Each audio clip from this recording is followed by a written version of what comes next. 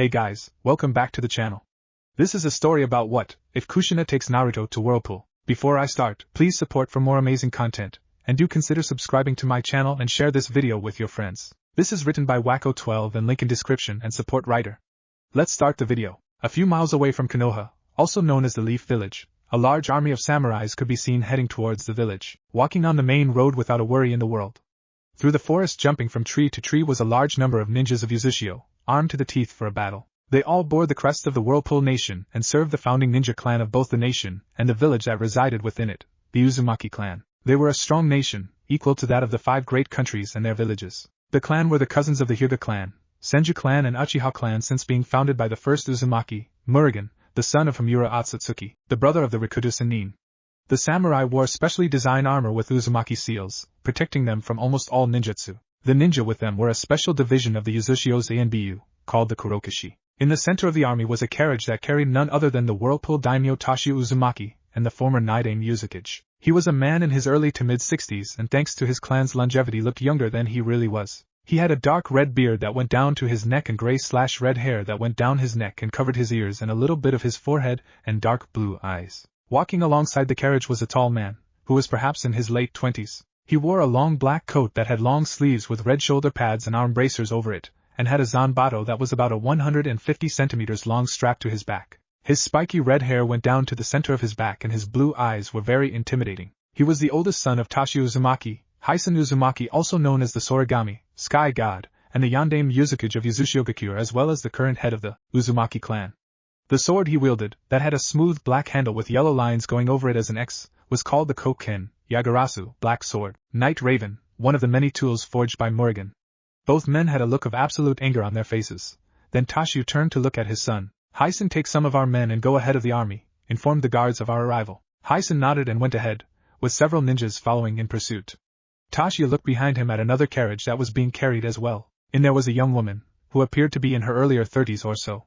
She had long red hair that went down to her knees, deep blue eyes and smooth skin. She wore a blue kimono that had dark blue lines across it that looked like waves. The woman's eyes were hardened, set directly on Konoha with only one thought in mind, Naruto. Back in Konoha the village remained unaware of the approaching force that was heading towards them. It had been 3 years since the Kyuubi's attack and the death of Minato Namikaze, the Yandaime Hokage, who gave his life to seal the demon into his newborn son Naruto. It had also been 3 years when Kushina Uzumaki, Minato's wife and Naruto's mother died as well. Naruto Hiruzen, reinstated Sandaime Hokage, thought to himself as he looked out the window of his office thinking that he should have been the one to have done the sealing. When word got out that Naruto was the new Jinchuriki, there were immediate calls for his death by many, and from some, the more militaristic kind, wanted to use him as a weapon. Hiruzen sighed as he wondered what Minato would be thinking now, how his son who should be treated like a hero, was instead treated like a plague. True, he himself had tried his best to take care of Naruto in honor of his successor since he knew that Naruto was not the Kyuubi. But with his duties as Hokage it was not so easy a task, especially when trying to keep the civilian council, Fugaku Uchiha and the elders away from Naruto. Suddenly a cat mask wearing Anbu appeared before Hiruzen's desk, bringing him out of his thoughts. The Anbu was a woman if the long purple hair gave any indication. Hokage-sama, news from the northern guards. The Anbu reported. Getting serious, Hiruzen turned around with a hard look on his face. What has happened? He said with the voice of a hardened veteran. A small group, about 3 squads, of Yuza Anbu have appeared at the gate. They're being led by the Uzukage Hysen Uzumaki and demand an audience with you. The cat Anbu replied. Hiruzen paled at the name. He had met Hysen a long time ago, during the Third Shinobi World War when Konoha and Uzushio were doing a joint operation against a large force of Iwanins that were threatening to attack the Fire Country from the rear, a risky strategy but an unexpected one.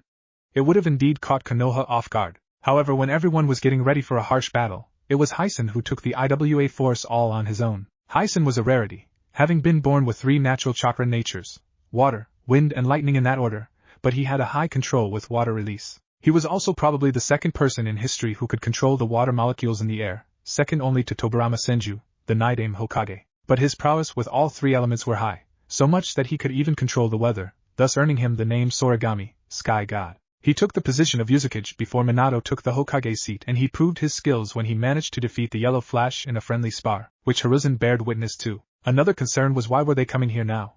The Whirlpool country had cut all ties with Konoha since Kushina's death 3 years ago. Perhaps they were finally coming for Naruto, since with Hysen as Uzukage and Kushina dead, Naruto would be next in line for the throne as the Whirlpool daimyo. However, that would bring up complications in Konoha. Danzo and his former teammates would want Naruto to remain in Konoha because of the Kyuubi, and in order to gain both the civilian and shinobi support they would reveal Naruto's father. And with how loved Minato was, Hiruzen had a good idea that the people of Konoha would fight for the Yandame's son, but right now the old Hokage had to deal with the current situation. Turning back to the Anbu, he said, "Are there any Anbu at the gate with them?" The cat Anbu nodded. "Hi, Hokage-sama, Tenzo is there right now, trying to calm the guards and the Yuzanines down." Hiruzen nodded. Tenzo, despite not really knowing anyone from Whirlpool, was a man who could keep them calm until the Hokage had more time to assess the situation. "Very well, I want you, Tenzo, and a squad of Anbu to escort them here ASAP. Understood?" The Anbu nodded and disappeared, leaving Hiruzen to his thoughts about the current situation. Finally, after a few minutes to think, he said to no one, "Dog." Soon another Anbu, a male with silver hair and wearing a dog mask, appeared. The dog mask he wore hid his face, but you could tell he was a serious ninja. "Hi, Hokage-sama?" Without stopping, Hiruzen said, "I want you to find Naruto Uzumaki and bring him to my clan compound for the time being. Is that understood?" "Hi, Hokage-sama," Dog said before disappearing as well. Hiruzen sighed as he leaned in his chair. "I'm getting too old for this crap." With Dog, aka Kakashi Hatake, after leaving the Hokage mansion, Kakashi dashed through the roofs of Konoha, searching for the blonde Jinchuriki. His first destination would be to head towards the orphanage that the boy stayed at, but he knew that the matron of the place would frequently throw Naruto out into the street, so chances of him being there were slim. Nonetheless, Itachi made a shadow clone to check the orphanage while he continued his search throughout the village. The best way, Kakashi figured, was to look for any large crowds of people. Usually Naruto's presence caused people to become angry since they mistook him as the Kyuubi in human form, thus formed large mobs to chase him. So Kakashi spent the last few minutes searching for any signs of suspicious activities when he suddenly saw several blurs passing by him, so fast that not even his implanted Sharingan could keep up with their movements. Still, he managed to figure out what direction they were heading towards and so followed them. After a minute or so, Kakashi lost sight of them and suddenly heard blades hitting flesh, followed up by the screams of people, which then turned to silence. He stopped his running to go and investigate when he once again saw the blurs leaving from the alleyway, heading straight towards the mansion. This time his Sharingan noticed that two of the blurs were carrying something or someone. They were both kids, no more than 3. One was a boy with blonde spiky hair with tan skin. The other was a girl with pale milky skin and blue hair shaped into a Heim style. Kakashi soon recognized who they were. Shit, he thought to himself as he made off after them. Hokage Mansion, Council Room. It didn't take that long for Hiruzen to send out word to the council, both shinobi, civilian and elders, to arrive for an emergency meeting, stating that lateness was not an option. The Hokage usually didn't mind if people weren't on time as long as they didn't dilly-dally. But if the Hokage said he had no time for lateness or tardiness, then everyone in the council knew it was serious, hence why they arrived to the council room quickly. Many of them were shocked to see the daimyo of Whirlpool along with his son and a woman whose face was covered by a veil. Several Yuzu and Bu of its Kurokishi division had their arms behind their backs while guarding the daimyo and his son. Like all ANBU in any village, these ninjas wore masks to cover their faces, thus hiding their identity. However, these ANBU wore plain black masks with kanji symbols on them in red. Along with that, they wore light black chest armor, metal guards and leg guards. Underneath all that was dark blue clothing, including a hood and black gloves.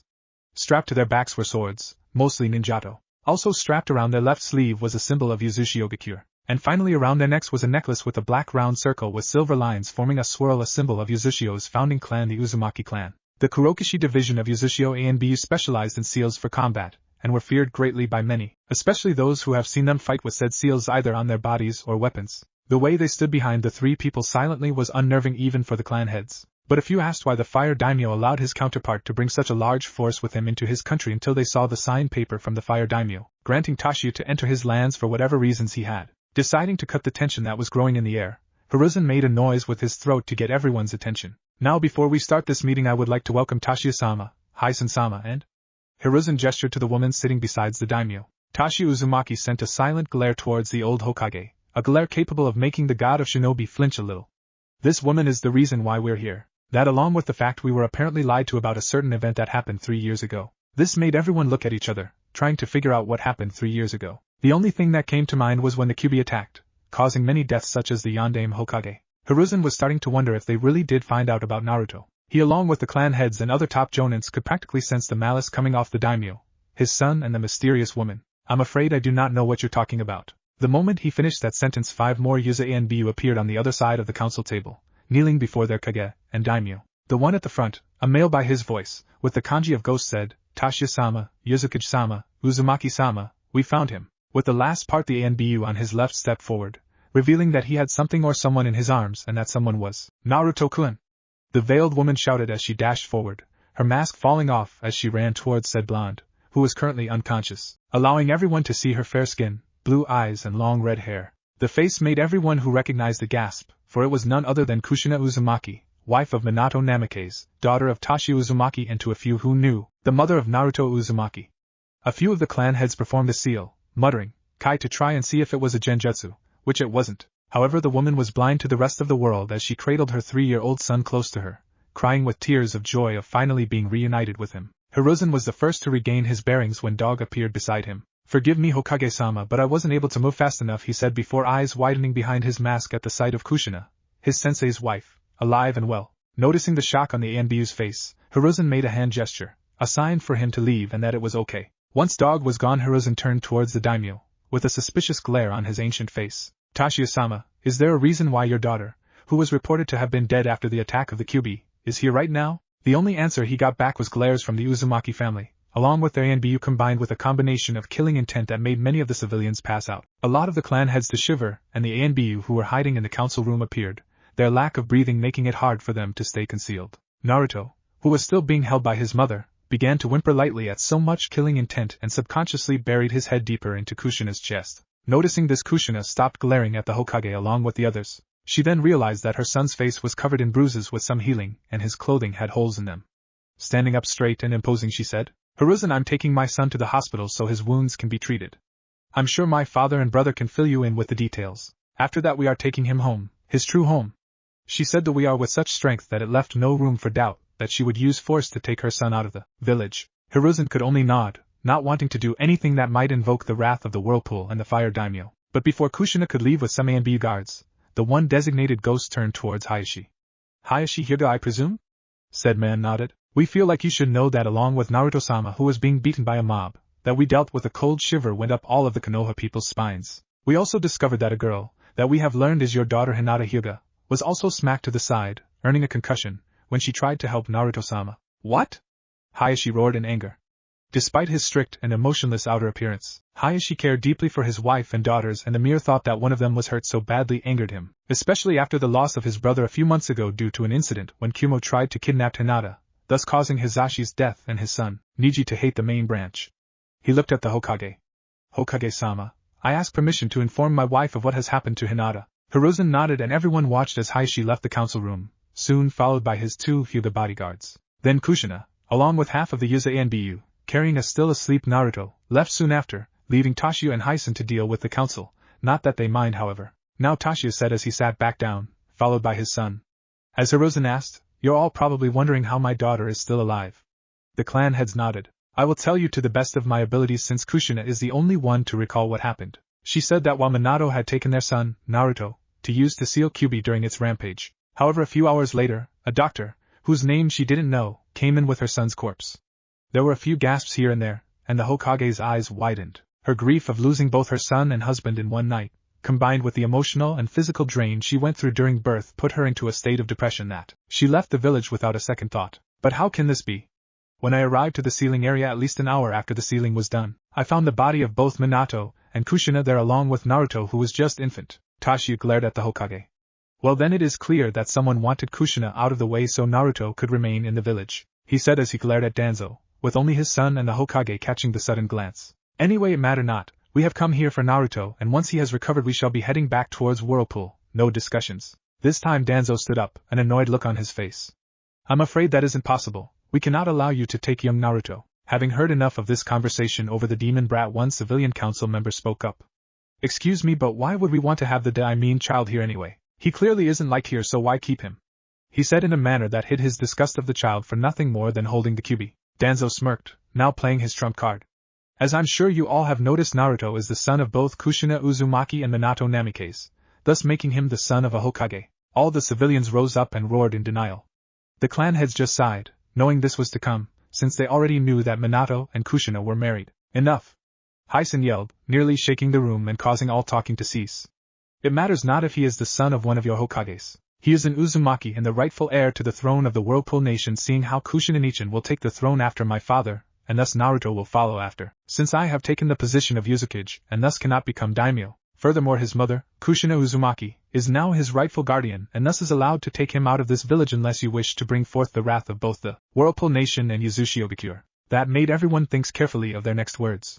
True, they were known as one of the greatest shinobi village, but that was because their village was founded by Hashirama Senju, the strongest man of his time and perhaps even now. But the creation of the village was thanks to the Uzumaki clan, who helped the Fire Country fund the creation of Konoha. Furthermore, in reality, Uzushio had much more military power due to the Uzumaki clan's powers and seals, along with them being of descendants of the Rikudo Sennin, and backing them up were other powerful clans that were part of the village. Danzo was about to make a remark about the Fire Daimyo, but Tashu tossed Hiruzen a scroll, which had said Daimyo's signature on it. I've already discussed with my good old friend the Fire Daimyo. He was appalled that a member of our clan was being treated so badly and unjust for 3 years and that we were lied to about his survival. He has given us permission to move our forces through his lands, and we will do so if you refuse to give us Naruto-kun. That pretty much stopped any attempts of changing their minds at this point. Even Danzo knew that it would be foolish to go up both the forces of Whirlpool and their own Fire Daimyo, despite his anger of losing the Kyubi Jinchuriki. Once Tashu saw no one else was going to speak, he continued.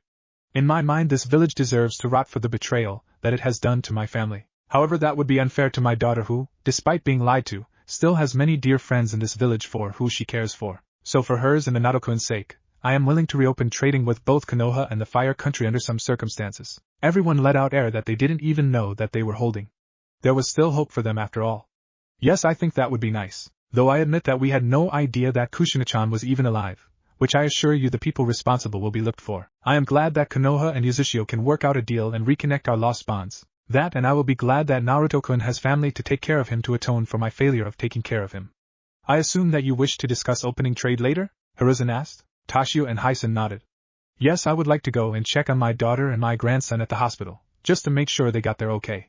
Good day. And with that, the Whirlpool Daimyo, the Yuzukage and the ANBU all walked out of the council room, making the atmosphere in there less tense than it was at the beginning. Konoha's hospital. At first, Kushina used speed that would make onlookers believe she was using her husband's Hiraishin. And you would too if you were a mother who was just reunited with her 3-year-old son who was wounded all over his body and barely had any nutrition in him. Also, did I forget to mention that a mother is not the best person to anger, especially if she's an Uzumaki and especially if you anger her by insulting her child? Because that's what happened when Kushina arrived to the hospital. The receptionist, upon recognizing Naruto, snapped at her, saying that they do not treat demons. It took almost all of Kushina's escorts to restrain the Whirlpool princess from brutally mutilating the foolish woman, while Ghost convinced her in a more calmer, yet intimidating, way of getting them a room, along with the fact that the receptionist would be facing the wrath of the Whirlpool nation for yelling at its princess and her son. So now, after several and may I see painful arguments between Kushina and some of the hospital staff, which left the latter in need of medical attention themselves, we find ourselves in one of the hospital rooms with Kushina Uzumaki sitting beside her sleeping son.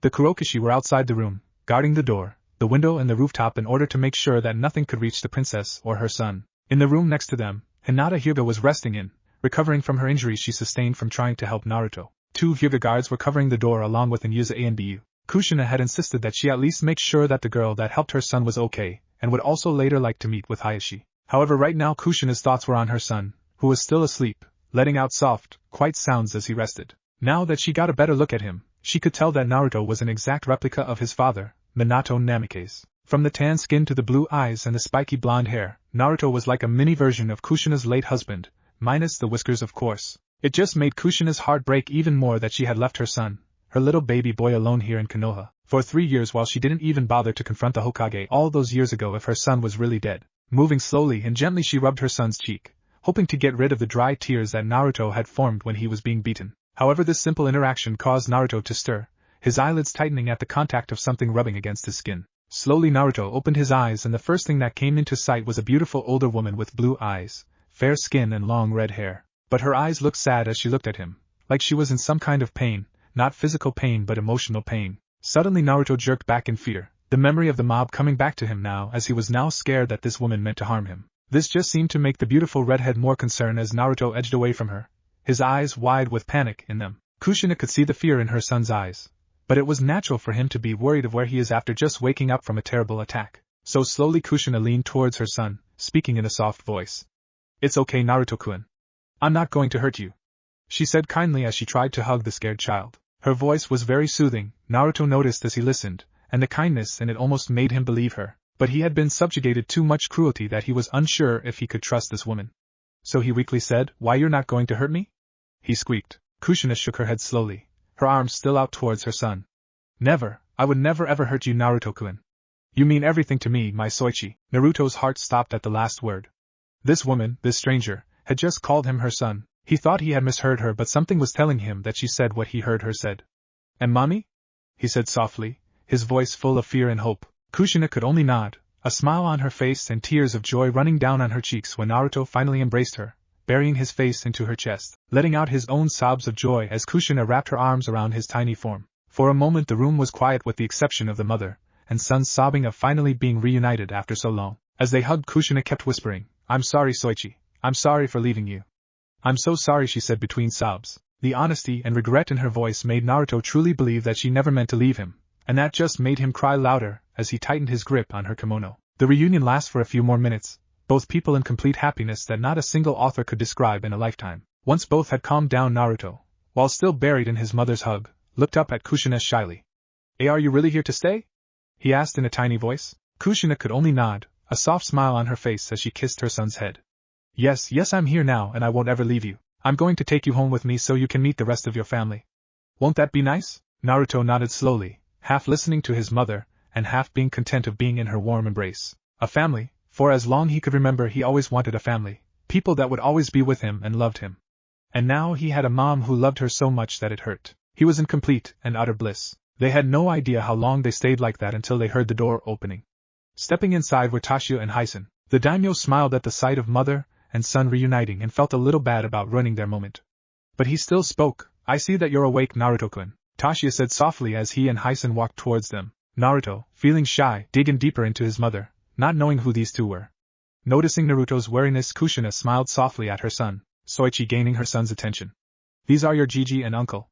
Don't you want to say hi?" Naruto looked up at his mother for a moment, and then back at the two men. He looked at Tashio, who was the closest. "Gigi?" he whispered. Tashio nodded with a soft smile on his face. "Indeed, I am Naruto-kun. My name is Tashio Uzumaki, and it's nice to see you." Then he had to stop what he was going to say next when Naruto got out of his mom's grip and nearly tackled Tashio with a hug. Sniffling a little into his kimono, Naruto murmured, "Tashio Gigi," as he tightened his grip on his grandfather's kimono while Tashio just smiled softly and rubbed his grandson's back. Hyson rustled his nephew's spiky hair affectionately. Naruto smiled at the fact that he was now surrounded by family when he spotted something coming out of the ground, causing the Naruto to yelp in shock. After hearing his cry, the three adults spun around. In front of them was a regular-sized man wearing a black cloak with a hood covering his face, but you could tell he had green skin.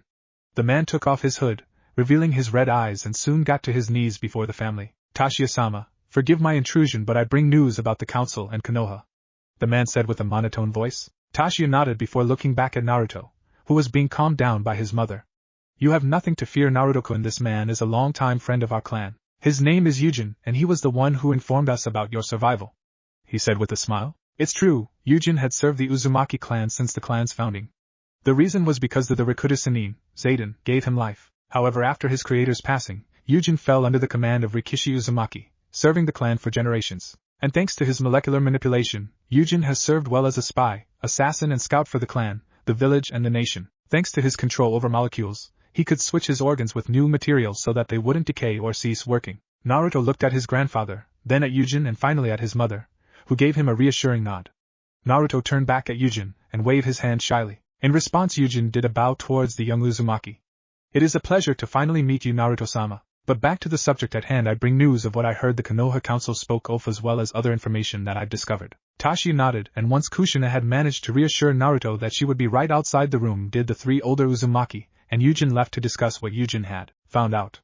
Once they were outside and all four of them were out of listening length, Yujin began reporting what he had discovered. "I shall first begin with the conditions that Tashio-sama gave to the council," Yujin said as he pulled out a scroll. "They agreed to fire the matron of the orphanage that Naruto-sama was at, as well as bring her before Kushina-sama for interrogation." He shuddered at the last part, almost feeling sorry for the matron who was going to receive Kushina's wrath. Then he continued, "The council has agreed to remove your clan symbols from their flak jackets to show that they failed to keep the bonds between Konoha and Uzushio due to their abuse to Naruto-sama. And speaking of clan, after getting the report that Tsunade-sama and her assistant Shizun-san have moved to the Whirlpool capital, all belongings including money of the Senju clan shall be taken from the Hokage vault, and the Senju compound shall be taken back to Whirlpool with us. It's true, Tsunade, the only known remaining Senju as well as the granddaughter of the Shodaime Hokage, Hashirama Senju, had left Konoha a long time ago after the death of her younger brother and lover, taking her lover's niece with her. 3 years ago Tsunade was given a letter from Tashio that she was welcome to stay with them in Whirlpool since she was family. This helped Tsunade out of her depression and alcoholic state as she realized that she still had family out there. Since then she has been serving as either the personal medic of Tashio's family or running the hospital at Yuzushio, having finally created her idea for a medic nin program. Though since she was still licensed as a Konoha shinobi she couldn't become an official Yuzunin. Currently she, along with Tashio's wife, Amai Uzumaki, mother of Hyson and Kushina Uzumaki and grandmother of Naruto and Karen Uzumaki, the latter being Hyson's daughter, A/N. Bet you didn't see that coming. Swanda's assistant Shizun were staying at the Fire Daimyo's palace. The reason is despite feeling ill for some time, Amai was relentless in her desire to come to the Fire Nation to see her grandson, and if she had to, raze Konoha to the ground. True, a mother's wrath is one to be feared, but a grandmother's wrath is even greater, especially if they learn the abuse that their grandchild had. What about the seals around the walls? Have they agreed to let us take them down since they were set up by our clan? Hyson asked. That's where they were less than cooperative to agree. Eugen said. Since the seals serve as a defense against invaders they would rather have an alternative agreement than just removing the seals. Tashio rubbed his chin as he turned towards his children. I suppose we could agree to remake the seals into a detection barrier rather than a repelling barrier. Tashio said. Kushina nodded in agreement, while Hyson just shrugged his shoulders. As long as we show what these people were, I don't really care. Suddenly an Yuza and Bu appeared before all four of them. Forgive my interruption, but Naruto-sama is asking to see you, Kushina-sama. He's feeling worried that you might have forgotten about him. Kushina nodded and began heading back towards the room her son was staying in. Before she went in she turned around to Eugen and asked, were you able to find the people that I requested for? Eugen nodded. Yes, Kushina-sama, I have located Mikoto Uchiha, Tochi and Aya Michiraku, your other teammate Hitomi Hyuga, your friend Mabuki Hiruno, and your students Yugao Yuzuki, Anko Mitarashi and Kurinai Yuhi. Everyone besides Yugao and most likely Mikoto and Hitomi through their husbands will have known of your arrival. If you wish I shall invite them over for them to see you. Kushina nodded. Thank you. I think I'll meet with them tomorrow, but if they want to see me now then they can. And with that she went back inside the room where she saw her son hiding underneath the bed sheets, only the top of his head visible. His eyes were scanning the whole entire room nervously, but when they landed on Kushina they seemed to calm down. Mommy? Naruto asked in a quiet voice. Kushina nodded with a soft smile before making her way over to her son's side. Did you miss me, Soichi? She asked in a soft tone. Naruto nodded before putting his hands, which Kushina took as she pulled Naruto into an embrace. I just wanted to spend more time with you, Mommy, Naruto said as he snuggled into Kushina's chest before closing his eyes, tired after today's events. Kushina didn't say anything, just rubbed her son's back gently while the room remained in silent bliss. A week later, the week had gone by and the people of Konoha could only say that it was interesting. After reassuring her son for perhaps the 1000th time that he would be coming home with her, Kushina set out to punish those responsible for her son's terrible life. She first started with the matron of the orphanage that Naruto had stayed in. The damage that was done to the older woman was so bad that it was most likely that her body would never be able to function properly again. Several men, citizens and shinobi, who had abused Naruto would not only be able to sit properly for months but most likely couldn't even be considered men anymore due to the loss of her package. Then came the store owners who either didn't sell Naruto anything or overcharged him for rotten food. Their stores were burned down and they were left on the ground brutally beaten that during the whole ride to the hospital they were crying out in pain. Naturally many people, mostly civilians and a few of the ignorant shinobi, had demanded that something be done about these attacks. But there was nothing that the Hokage could do for several reasons. The first was that Kushina was in her full right to punish these people due to the torment that her son had been given. The second was that she was royalty, and arresting the princess of the Whirlpool nation could have several repercussions, and the last part was that no one had the courage to stand up to an angry mother, especially an angry Uzumaki mother. Speaking of which, an announcement was made the day after Tashio and his family arrived about Naruto's true status. This had multiple reactions from the populace of Konoha. One was that many felt ashamed and stupid for not only breaking their yandame's dying wish but not noticing the resemblance between father and son. There was a small bunch that tried to deny that the demon boy was the son of their greatest hero and the princess of the Whirlpool nation, but this group decreased drastically. After some persuasion from Kushina, Kushina wasn't violent to everyone that she met.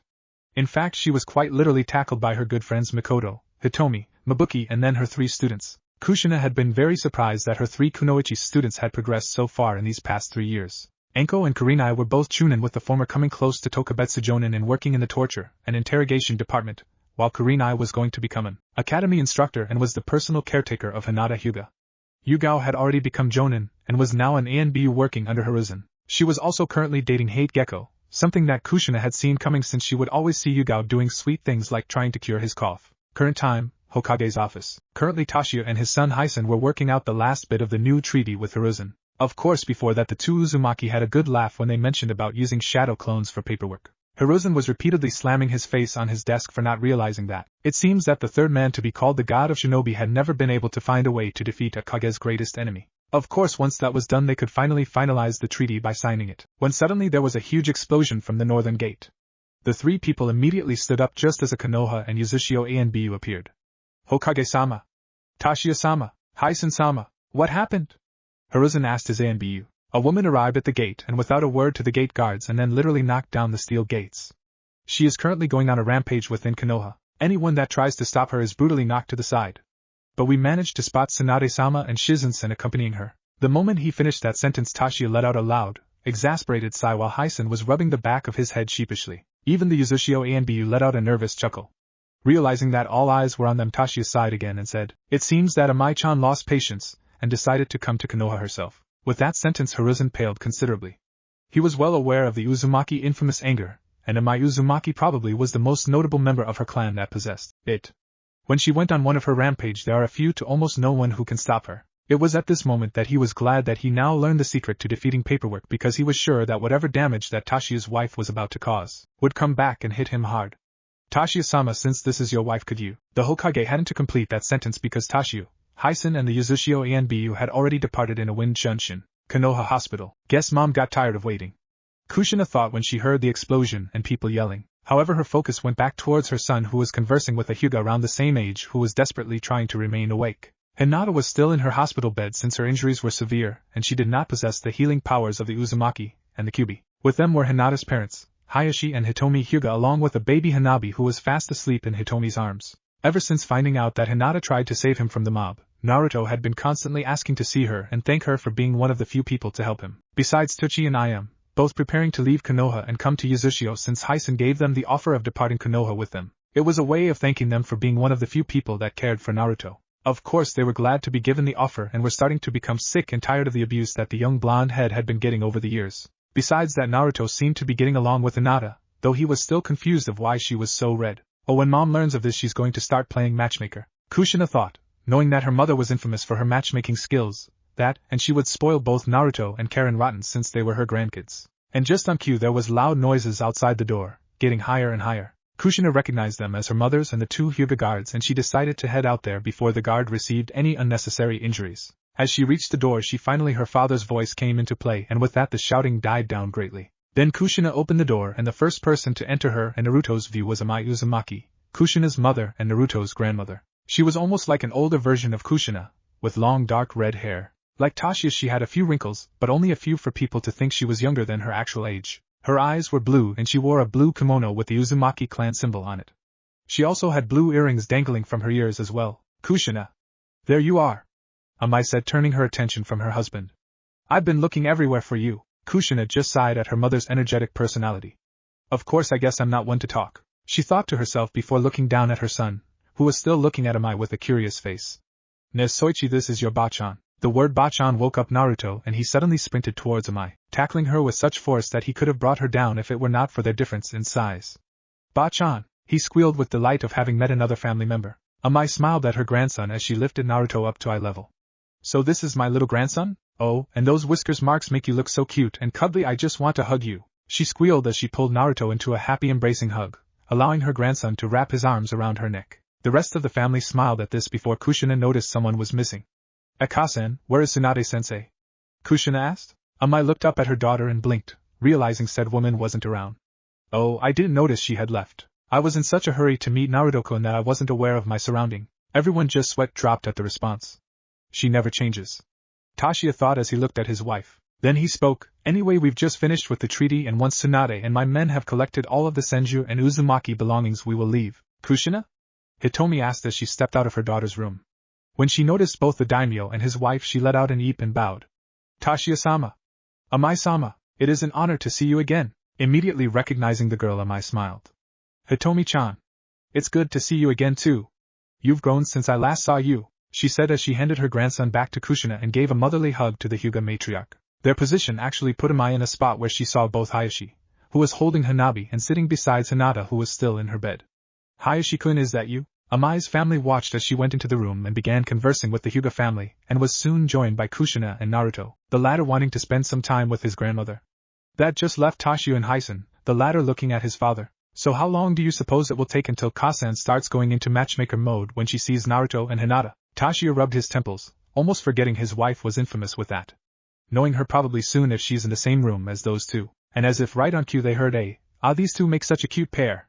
From Amai, causing both Uzumaki males to sweat drop. Tashio sighed while Hyson turned around and walked away, saying, I'll let Yujin-san know to have the men prepared to leave. If we don't, then Kasan will be hell-bent of having those two getting married now than later. Agreed, Tashio said, but at the same time an idea began to worm through his head, something that made him think that his wife's personality might be infectious. On a ship towards Whirlpool country, Naruto-kun, please don't eat so fast.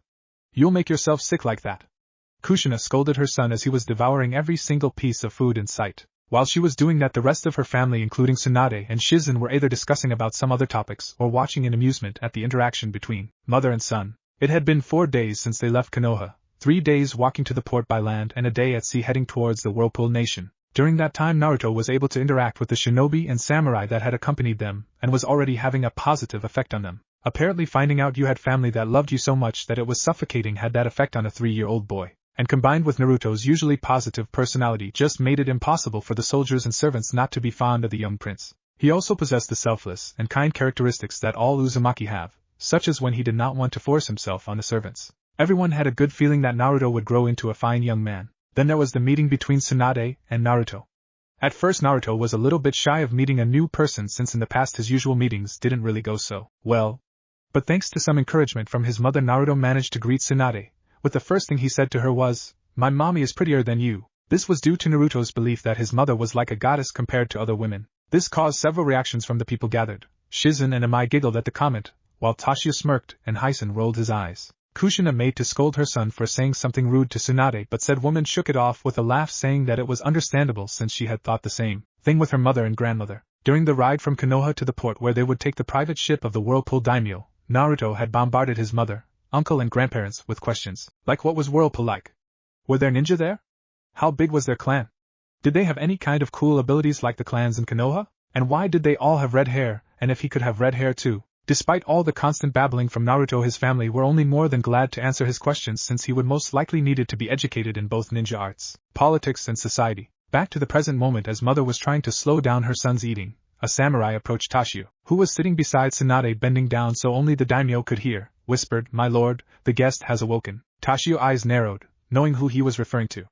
Nodding, he made a signal to Tsunade, seeing how the guest had a history with the slug princess. Informing the rest of their family that they would be back shortly, the two made to the bottom of the ship, where several samurai and Yuzinins were stationed at different areas of a long hallway. They made way for the Uzumaki and Senju/Uzumaki until they finally reached a cell with bars and chakra suppression seals placed all around the cell. Inside, on his legs and waking up, was a tall man wearing a red haori on top of a green shirt and mesh armor. He had long white hair that was tied into a ponytail with a metal headgear that had the kanji of oil on it. Going down from his eyes to the bottom of his face were 2 red marks and a wart on the left side of his nose. This man was none other than Jiraiya, another of the Konoha Sannin, the Toad Sage and the world-known super pervert, along with being the late Yondaime Hokage-sensei and Naruto's godfather. Originally, after learning that Jiraiya had not been there in the beginning of Naruto's life, Kushina wanted to hunt him down and beat him to a point that would make the beating Tsunade had given her teammate when he peeked on her in the hot springs look more like a school brawl. However, Tashio advised it would be better to head home first in order to get Naruto comfortable in his new surrounding and that Hiruzen would contact him about the current events. But fate would have it that Jiraiya would be the one to find them. Flashback 2 days after leaving Konoha. Amai-chan dear, don't you think we should continue heading towards home rather than making a pit stop? Tashio asked as said woman was holding her grandson's hand. Their group had stopped at Yubikure, the former shinobi village of the hot water country, in order to rest since not all of those who accompanied them were shinobi, and that Amai was dead set of making up her lack of gifts for Naruto's first 3 birthdays since she wasn't patient enough to wait until they got home. Nonsense, Amai said as she smiled down at Naruto, who returned it with his own foxy grin. There's a festival in the village today and I will not wait any longer until I make up for the 3 birthdays of my grandson's life that I missed. Besides, everyone could use a break, and this is the best place to do it. Tashio looked around and saw that Kushina was talking with Tsunade and Shizen, mentioning something about hot springs. Some of the others seemed to need to relax a little. With all that, Tashio sighed. Very well, but only for a few hours. I don't want any assassins to come at us while we're still in fire country, especially Danzo's route. I have a feeling that old mummy wasn't comfortable with us taking Naruto-chan. Amai rolled her eyes before looking down at Naruto. Come Naruto-chan, let's see what kind of prizes they have here. Naruto smiled. Hi Bie-chan. Then he turned towards his mother and shouted, "Bye mommy. I'm going with Bie-chan." he said while waving as he, Amai and several guards walked into the village. Kushina smiled and waved back, then turned around and headed out with some of the other women towards the hot springs. With all the women gone, Tashiya turned towards his son. So what will you be doing, Hyson? Tashiya asked. Hyson shrugged. I'll stay with the convoy to make sure that no one gets any ideas. What about you? Tashiya rubbed his chin, thinking of his options. I guess I'll find a souvenir for my nation symbols collection. Never got one from this village before, so might as well do it while I'm here. And with that he walked off, with several samurai and ninjas accompanying him. Back with Naruto, the boy had already spent 15 minutes with his grandmother, and was already having the time of his life. Back in Konoha he had never gotten the chance of going to any of the festivals because the villagers would always yell or throw him out, so he was doing so many things at once that you would almost think there was 10 of him. By now he had played multiple games and won several prizes, had a lollipop in his free hand that was almost halfway finished, and wore a funny red top hat on his head. Around his neck were 2 man-made necklaces with the Uzumaki symbol on them, one for him and the other for his mother. They were made by a blacksmith from Takumi village, the weapon forging village. But the favorite part of it all was that he was enjoying it with someone else, a family member no less. Amai had no problem catching up with her grandson, seeing how he hadn't had so much fun in such a long time, and was more than glad to spend as much money as possible for him. The pair was looking around when something caught Naruto's attention, causing him to let go of his grandma's hand and walk over towards the source of his focus. It was a toy stand with several large stuffed toys hanging on the wall while several more were lined up on the counter for display. They were about the same size or shorter than Naruto was, but what caught the boy's attention was a cute orange fox kit that had a plushy tail. He had a look of longing in his eyes as he stared at the toy in awe. Amai, having walked besides Naruto, looked at the toy and smiled, figuring out what her grandson wanted. Looking back down she asked, "Would you like to get that, Naruto-chan?" Naruto merely nodded his head shyly, eyes still on the toy. Amai took Naruto's hand while the boy threw out his finished lollipop. As they walked up to the stand, the owner, an elderly woman wearing a simple brown kimono. Besides her were 2 younger people, a boy who appeared in his teens and had short black hair and wore a short blue kimono, while the other was a girl with long brown hair and had a green kimono. The older woman noticed Amai and Naruto walking up to their stand and smiled at them. "Hello there, do you see something that you like?" she asked them, but it was more directed at Naruto. Naruto didn't say anything, just continued to stare at the stuffed fox. It was Amai who responded. "Yes, my grandson is interested in that toy right there," she said, pointing at said toy. The owner looked up and smiled and soon had the boy, her grandson as it turned out, grabbed the toy and handed it to her sister so she could dust it off a bit since it was hanging up there all day and collected a bit of dirt on it. She was going to wrap it up next, but Naruto just wanted it how it was. So the teen handed the stuffed fox to the blonde head while Amai paid for it. "What do you say, Naruto-chan?" Amai asked her grandson. Naruto, who had already begun hugging the toy with joy, looked up at the owner. "Thank you," he said in a cheerful voice. The older woman just smiled back and wished them a good day. As they were walking, Naruto looked up at his grandmother. "Ba-chan, can I go and show mommy what I got?" he asked in a cute voice. Amai smiled. "I don't see why not." She turned towards one of their guards.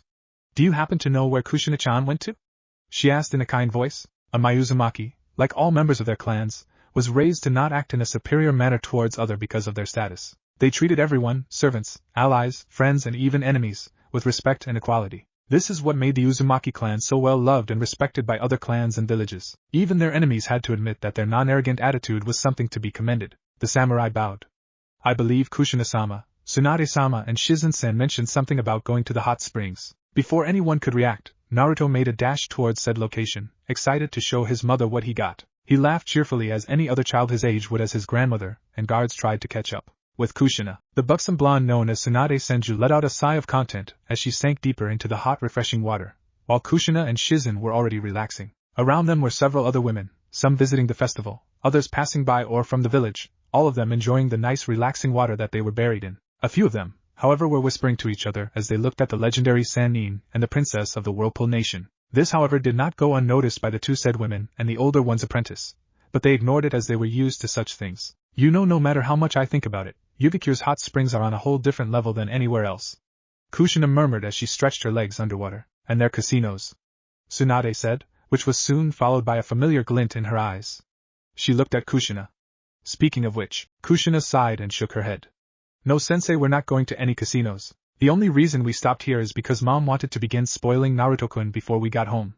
You'll have to talk to her if you want to go and gamble." She smirked inside when she saw her sensei make a face in defeat. Despite being the strongest kunoichi and the greatest medical nin in the world, not even Tsunade was brave enough to go up against the Uzumaki. Hell, she doubt even her grandfather was brave enough to go against an Uzumaki woman, like his wife for example. "I'm still surprised that Hokage-sama allowed Naruto-kun to be abused like that," Shizen commented. She and her master had read through Naruto's medical files, which was so large that it needed its own shelf just to fit it all. While they were disgusted about how villagers treated an innocent boy, it was worse when Kushina read them. Tsunade literally had to use her full strength in order to keep the redhead from razing the entire village to the ground. Swanda sighed. Sensei was always the type of guy that had too much faith in the people of the village. Though while I'm sure that he did his best to protect the kid, but with those two old buzzards of teammates of his, along with that bastard Danzo, it probably wasn't easy. Before they could go any deeper into the topic, everyone was silent when they heard someone scream, "Mommy!" with Naruto. Naruto was running around the area of the hot spring, all of his prizes being watched by a samurai.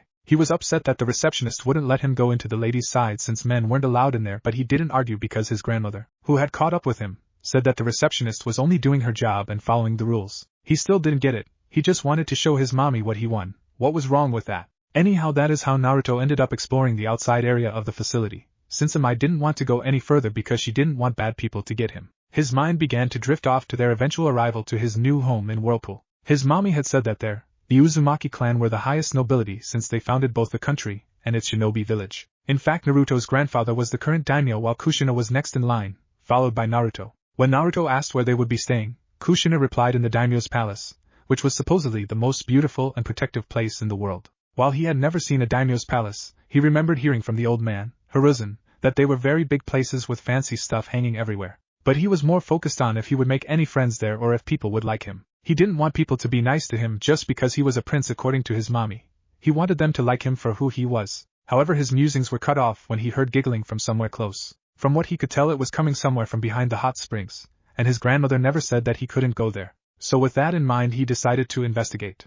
What he found was the oddest thing he had ever seen in his short life. It was a man that Naruto was for sure about. He had long white spiky hair that was tied into a long ponytail. On his head was a forehead protector with horns and had the kanji for oil written on it. He wore a red haori on top of a short green kimono that matched his pants. On his feet were red geta, Japanese sandals, and finally a large scroll was strapped to his back. But what confused Naruto was that the man was peeking through the wooden wall of the hot springs, a light blush on his face along with an odd-looking smile, and finally a notepad and pencil in his hands. Seeing how the man had not noticed his presence yet, Naruto decided to try and figure out what he was looking at. Fortunately, he managed to find a hole in the wall that was about his height. What he saw was an entire room filled with women naked. What's so funny about seeing naked ladies? Naruto innocently thought to himself as he looked back and forth at the old man and then the naked women. But then his eyes caught onto three familiar figures.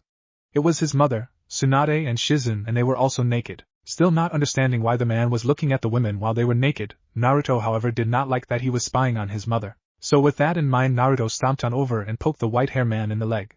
"Hey mister, stop spying on them, it's rude," he said in a serious tone for a 3-year-old. However, he got no response from the man who just kept on giggling and taking notes. Getting annoyed, Naruto kicked the man in the leg. "Hey mister, didn't you hear me? Stop looking at them. It's rude." The only response he got this time, however, was something wet and slimy wrapping around his waist and pulling him back. Startled, Naruto looked back and saw that he was in the clutches of a giant toad's mouth. "Quiet, Kaki, can't you see I'm doing my research?" the man said without looking at Naruto. The sudden realization of being in the grip of a giant animal that could possibly hurt him caused painful memories of the past to enter Naruto's mind. Soon the young Uzumaki began tearing up as he struggled to get free. But when that came to no avail, he did the only thing he could at the time. So with tears now pouring down his face, he yelled with all his might, "Mommy!" The response was instant. A portion of the wall in front of Naruto was suddenly destroyed, shocking only the toad and the man since Naruto was still bawling his eyes out. As the dust settled, the form of a towel-covered Kushina Uzumaki with her signature 9-tailed red hair floating in the air could be seen, followed by Tsunade and Shizen and several other women clad in towels. The redhead had a frantic look on her face as she scanned for her son. When her eyes locked onto the toad that had her son wrapped around its tongue, she yelled, "Naruto Kyuen," and she followed it up with a powerful kick to the toad's face, sending it flying while releasing its grip on Naruto, who was promptly caught by his mother, and thus began crying into her shoulder. Tsunade, who recognized the toad as a summoning, had a tick mark forming on her face when she finally spotted the white-haired man, aka her ex-teammate Jiraiya, who had now gone pale as a ghost when he realized that not only had he been caught but that Tsunade had been one of the women he had been spying on. "Jiraiya, you Yarobaka, how dare you spy on us and harm an innocent child?" And before Jiraiya could even get a glance at the son and mother, he was pounced by both Tsunade and the rest of the women, screaming in terror as their righteous female fury struck his body. Flashback and current time. The outcome of it all was obvious. Once the women had finished beating the perverted sage into a pulp, Kushina continued the assault after learning that not only had Jiraiya scared Naruto with his summons, but also because Naruto was trying to stop the pervert from spying on them. Of course, this only earned Jiraiya more of a beating from the women again, since they were now angry that someone would try and harm an innocent child. Fortunately, the guards had finally arrived, apologizing profusely to Kushina for not realizing Naruto had wandered off. Then upon Kushina's order they arrested the now shell of the Toad Sage to bring back to Whirlpool for trial of both spying on the princess of Whirlpool, harming her son as well as discarding his promise to take care of the boy over the past 3 years. That is where we find ourselves now, with Tashio and Tsunade waiting for Jiraiya to wake up. Oh Kami, my head. Jiraiya moaned as he got up. I feel like I just got trampled by several large toads. I'm surprised that you recovered so fast, Jiraiya, Tashio said, catching the Toad Sage's attention. A woman's wrath is not something to be trifled with, Tashio-sama. Then he looked at the person besides the daimyo. Tsunade-hime. What? How? Well, currently you're being detained on Tashio-sama's personal boat heading towards Whirlpool country after you got your rear handed to you again, Tsunade said as she glared at her former teammate, causing Jiraiya to shrink at the glare. When we get there you'll be facing trial for your crimes against the Uzumaki clan. Pray that we don't leave the final decision in Kushina-chan's hands, Tashio added. Jiraiya's eyes widened at the name of his late student's wife. Wait, Kushina is alive? He yelled as he grabbed onto the bars of his cell. How come she didn't stay with Naruto? His answer was him getting lightly shocked from the seals attached to the bar, activated by Tashio. Do not even think about changing the subject, Jiraiya, Tashio growled as he leaked out some killing intent. In fact, where have you been? Did you even know how much Naruto-kun had suffered over the past 3 years? Kushina-chan nearly went on a rampage upon reading his medical files. You had better pray that either she or Amai-chan don't show them to him for Konoha's sake. Jiraiya and Tsunade both shuddered at who he was referring to. The person he meant was none other than Tashio's father Sadahiko Uzumaki, the most powerful man in existence. His powers were greater than that of Hashirama Senju and Madara Uchiha, and some have said that he might be the reincarnation of the Rakuta Sannin, or at the very least his equal. The Uzumaki clan had settled in the Whirlpool nation long before the birth of Hashirama and Madara, living in isolation and away from the wars of the other clans. But it was Sadahiko, who had become clan leader at 10 and daimyo by the age of 15. He also was the one who ended their isolationism and formed a truce with their cousin clan the Senju, as well as inviting the 14 other clans onto their land and making Yuzushio that it is today. The Uzumaki male was not only a master of Fuinjutsu, but also Kenjutsu too. But what made him so feared were his skills in Amayatan, Yin-Yang release, the same power that the Hamura Otsutsuki possessed, as he had the Rinnegan just like his brother. Though the sage's Rinnegan was more akin to the Sharingan, while Hamura's was more akin to the Byakugan. Using Amayatan he could create anything from nearby, such as the ground, water, tree, the air, and even his own body, similar how Hashirama used his Mokutan. Along with that he could also use Yin release and Yang release, the two chakra natures that created Yin-Yang release. And even to back that up, Sadahiko, the Shodaime Yuzukage, along with the clan heads of Yuzushio's other clans at the time, were praised as the most powerful shinobis in Yuzushio's history. Furthermore, he was very, very loyal to his clan and friends. In fact, there was a story that once he single-handedly destroyed 2 clans for trying to kill his younger sister, Mito Uzumaki. They didn't even last a week when he found them, and the only survivors were the civilian members of the clan as well as children, since Sadahiko didn't like killing the defenseless or young. If Sadahiko learned what happened to Naruto, his own great-grandson, then Konoha would be razed into the ground. Finally regaining his composure, Jiraiya gave a defiant glare at the Whirlpool daimyo. Look, I understand that you're angry, and yes, I did know that Naruto was having a hard life, but you have to understand that I couldn't take him with me. My spy network is important for Konoha to stay ahead of the other villages. I did send him money once a month so he could live on his own. That just made Tashio glare at the Toad Sage more. If you knew he was suffering, you should have contacted me. The Uzumaki clan would never allow one of our own to be treated so horribly. But instead our own spies found out about Naruto's existence 3 months ago, when you could have just told us 3 years ago. What's your excuse for that? Jiraiya cringed at that act. It was Minato's wish that Naruto would grow up to become a shinobi for Konoha. How could I deny the dying wish of my prized pupil? Furthermore, the other 4 great villages have at least 2 Jinchuriki. Allowing you to take Naruto would have destroyed the balance between the 5 great nations. His response was another shock of electricity from the security seals, sending Jiraiya to land on his butt. The way you say it, Jiraiya, is like you see Naruto-kun only as a weapon. In fact, if I had to guess, I would have to say that you thought the same of my daughter and aunt when they held the kyubi in them. The mention of her grandmother being referred as a weapon caused Tsunade to glare at her teammate.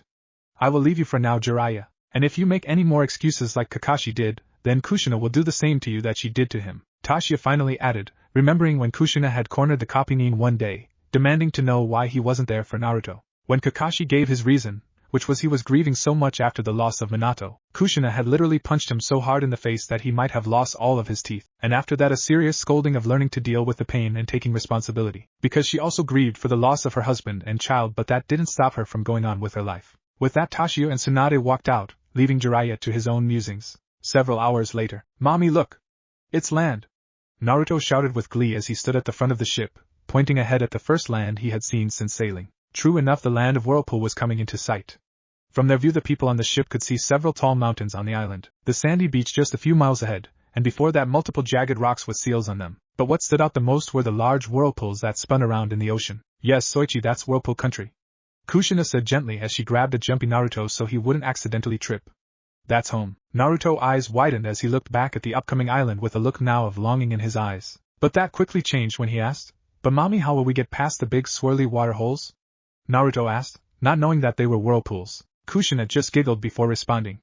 "Those Naruto-kun are whirlpools, which is why the nation is called Land of the Whirlpools. And don't worry, they are man-made by the first female clan head, Oto Muzumaki. The whirlpools make a path for anyone of Uzumaki blood so that way we can enter while they protect the island as well. And if other people come, then we have sealing barriers that alert us on land, allowing barrier teams to control the whirlpools on our own." Naruto made a new sound, amazed of how powerful their clan was before looking out in front of him again. Sure enough, the whirlpools began to part in order to make a path for the boat to go on. Even some of the soldiers and servants, who had seen this hundreds of times, were still in awe at how the whirlpools moved upon the command of the Uzumaki clan. But to Naruto it was something much more, something that he always dreamed of, home.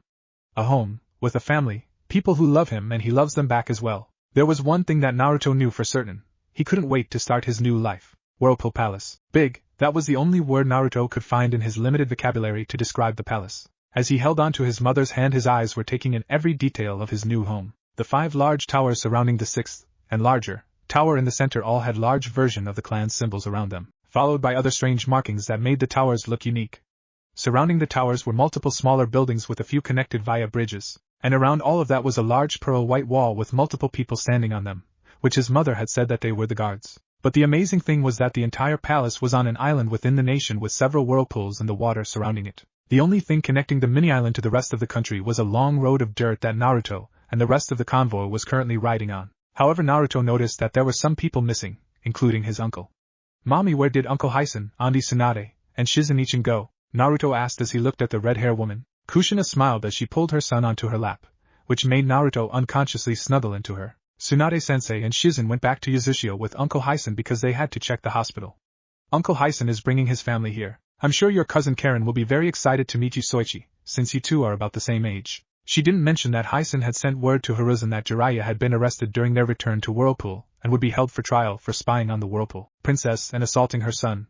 Furthermore, there might be a chance of Sadahiko making a visit to Konoha because of these events and of Naruto's treatment in Konoha. Truthfully, the wrath of the Red God was not a pretty sight, but Sadahiko would eventually find out because anything related to the Uzumaki clan was to be brought to his attention. Naruto giggled happily at the idea of finally meeting another family member his age along with the rest of the clan. In fact, he was so engrossed with speaking to his mother that he hadn't realized that they had passed the palace gate until Kushina lifted him off her lap. "Well, Soichi, we're here. Your new home." At the mention of home, Naruto excitedly bounced out of the carriage, taking his first steps onto the palace floor. He looked up and gasped at the reception waiting for them. Before him were hundreds of samurais, servants, officials and even a few ninjas standing in perfect lines with banners high in the air. Not being used to so many people, Naruto began to feel shy and hid behind his mother, who had already gotten out of the carriage. Kushina just smiled at this as her mother and father joined them. "Well, what do you think, Naruto-kun?"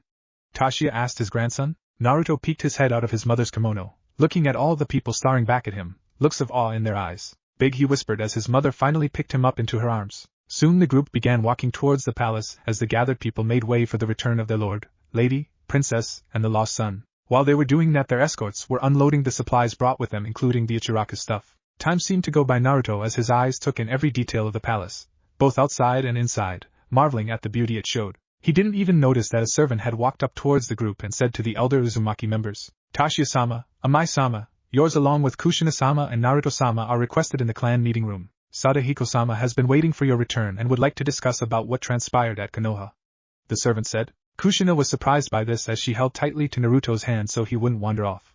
"Gigi is here?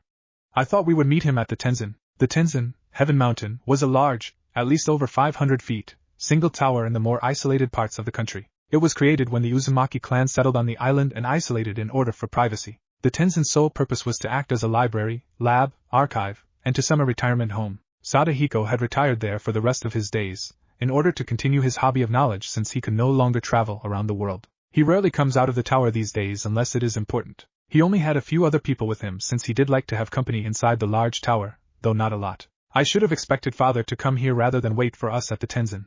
Toshio exclaimed as he and the others began heading towards the meeting room. He always wants to know of new things concerning the clan and never has the patience to wait. He added, earning some agreements from the others. A few minutes later the group had arrived to the clan meeting room, which was a lone room with a wide table with several chairs surrounding it. Hanging from the walls were the clan symbols along with the heads of each of the 9 bijou. And there was a man at the other end of the table. The man was busy drinking a large cup of sake.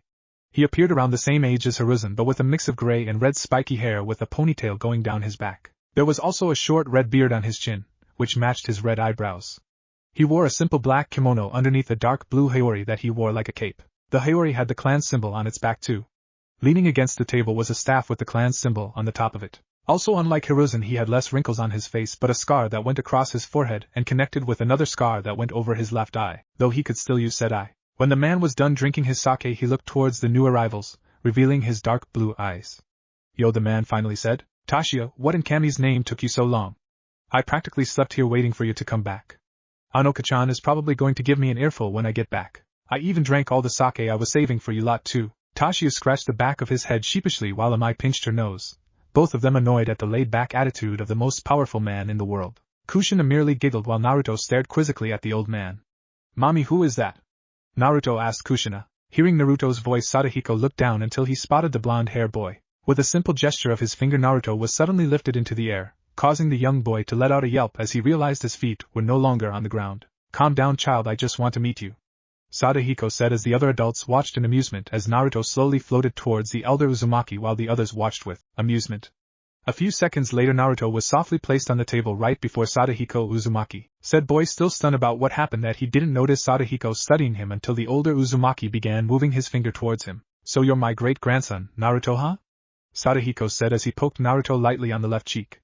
That seemed to annoy Naruto, and in response he bopped Sadahiko on the nose. Naruto-kun! Kushina scolded. Don't hit your Hijiji, she said. However, Sadahiko merely chuckled at Naruto. It wasn't a loud chuckle or manically. It was a simple, kind chuckle full of amusement. In fact, Naruto couldn't help but giggle in response, especially when Sadahiko gave Naruto a foxy grin and rustled his hair. I like you, kid, you definitely got the spirit of the Uzumaki, Sadahiko said as he rustled Naruto's hair a little bit more. Naruto nodded but then pouted. Hijiji, why does everyone in my family have red hair? He asked innocently. As Sadahiko and Naruto were discussing about topic of red and hair, Kushina was conversing with her parents. I'm glad to see Naruto-kun is getting along so well with Gigi, Kushina whispered to her parents. Toshio nodded as he took a brief glance at the two spiky hair people. Indeed. I remember that Aunt Mito told me what father was like when he was a child.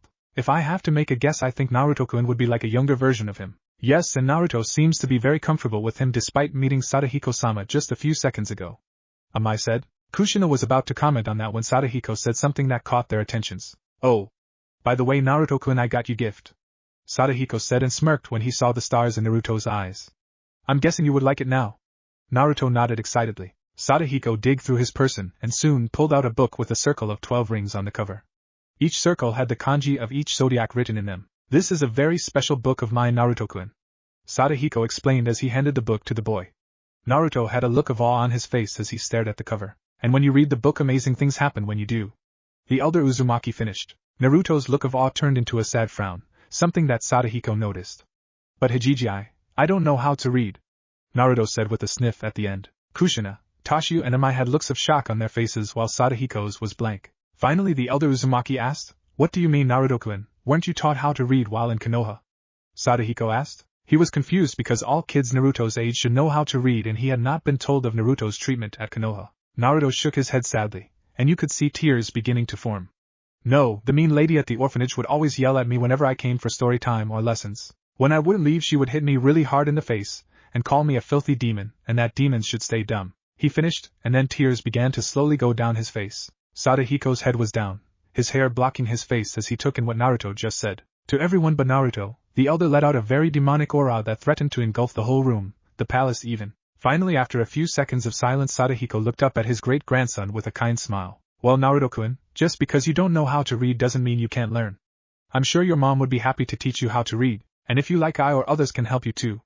Would you like that? Naruto raised his head and let out a weak smile in response, earning a wide smile from Sadahiko, though the adults knew it was fake, hiding the growing anger behind it. Great, now I'm sure you're tired, Naruto-kun, so I'll let your mother take you to your new room. Then he made a gesture to Kushina, who quickly came up to her son and picked her son, allowing him to snuggle into her shoulder. What do you say, Naruto-kun? Kushina asked sweetly. Naruto, with the book still in his hands, looked at Sadahiko and said in a soft voice. Thank you, Hijiji. Sadahiko smiled again and watched as mother and son walked out of the room, leaving Sadahiko and the grandparents behind. The moment the door closed, however, Sadahiko looked directly at his son and daughter-in-law, the two stiffening at the cold glare the elder Uzumaki was giving them. You two mind telling me what the hell happened in Konoha? Tashio and Amai both looked at each other and gulped. One thing was for certain, the fate of Konoha hanged in the balance of those two as they began explaining Naruto's life in Konoha to the most powerful person alive. Konoha. Life in Konoha had changed rapidly in just a few days. News about Naruto's lineage struck a major dent in the village's morale. Not only had they been abusing the son of their greatest hero since the Shodaime Hokage, but also a member of the Uzumaki clan's noble family. Many wealth and greedy merchant families realized that they lost their chance to reach royalty by having setting up an engagement marriage between Naruto and their daughters. The shinobi forces took it the hardest. Many of them had trouble looking at themselves in the mirror, because every time they did they remembered how they caused Naruto so much pain, whether directly or indirectly, and then get even more depressed that they harmed an innocent boy and only child of the Yondaime Hokage. Another thing was that they felt naked without the symbol on their vests, the symbol of the Uzumaki clan, cousin clan of the Senju. All in all, the mood in Konoha had gone down a few degrees, none of them thinking that this couldn't get any worse. What? They were wrong. Back in the council room, the Shinobi Council, Civilian Council, elders and the Hokage were discussing about the new changes to Konoha done by the Uzumaki clan, as well as some things that Hiruzen had discovered amongst the papers from civilians. Since he learned the secret of defeating paperwork, the Sandaime discovered that many civilian council members were trying to gain more power, and chewed them down about the treason they were committing. They were now listening to Danzo about increasing their military now with the Kyuubi's Jinchuriki gone when a Chunin came in with a letter with the Uzumaki clan's symbol. The letter that Hiruzen read is what made him yell just now. Sandaime-sama, what is it? What happened? Kohara asked her former teammate. Hiruzen put the letter down and rubbed his nose, mumbling to himself. Finally he calmed down and looked at the rest of the council. I just received word from the Uzukage that Jiraiya of the Sannin was arrested a few days ago and taken into Whirlpool custody. There were a lot of gasps from the other council members. Finally Shiba asked, what are the charges? Hiruzen reread the letter before responding. The first is neglecting his duties as Naruto-kun's godfather.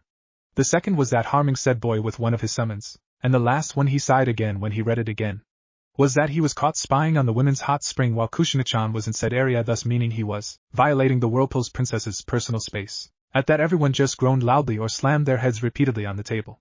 They just couldn't believe of how bad everything has been going in just a few days. They just narrowly avoided the wrath of the powerful Uzumaki clan, and now they might have to face it again. Will this affect us in any way? Choza asked. Hiruzen rubbed his nose. I'm not entirely sure. All I can say is that it's most likely that Jiraiya will probably be banned from the Whirlpool Nation. The chances of him being executed are slim, but I'll send a letter to Tashio-sama and apologize for my student's behavior.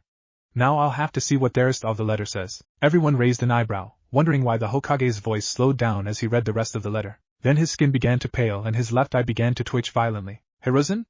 Hamaru asked his former teammate, trying to figure out what was wrong with him. After a few seconds Hiruzen managed to find his voice, but his face was still pale. They said there is a chance that we might get a visit from Sadahiko Uzumaki. The elders and the clan heads paled at the name while the rest were confused, not knowing the meaning behind the name, which is why one of the civilian council members asked, who is this Sadahiko? He doesn't sound like much. I'm sure someone of your caliber can deal with him, Hokage-sama. The Hokage along with the elders and clan heads looked at the man like he lost his mind. Finally Hiruzen decided to educate them. I doubt I could even make Sadahiko sweat. He's known as the Red God, the Destroyer, Red Sage and the Titan's Wrath. His powers are limitless. In fact many have said that he's either the reincarnation of the Rikudo Sennin, or his equal. Not even Hashirama-sensei or Madara Uchiha could beat him, even working together. Those words made everyone stare at the Hokage in disbelief. They looked at the three elders and when they got nods of confirmation made them pale. Finally Tsum asked, wait, you said that Shodaime-sama and Madara Uchiha couldn't beat this man, how old is he? Hiruzen was searching for his pipe. He knew he was going to need a good smoke to explain all of this. From what Sensei told me, Sadahiko is Hashirama's 9 years older than him, also his brother-in-law and his, Madara, and Mito Sensei, meaning he's like 100 years old. He put his pipe in his mouth before continuing. Also there is a rumor that he was the one who taught Hashirama how to utilize his Mokutan, and even discovered the secrets of the Sharingan. My sensei even told me that Sadahiko-sama once took down 2 entire clans when they tried to kill his little sister, Mito-sama. Along with Fuinjutsu he is skilled in Kenjutsu, Taijutsu, and Ninjutsu, specifically Omniton, and the way he uses it is on a wide scale. If they weren't feeling scared before, the council certainly was scared now if this man was as strong as the Hokage says he is.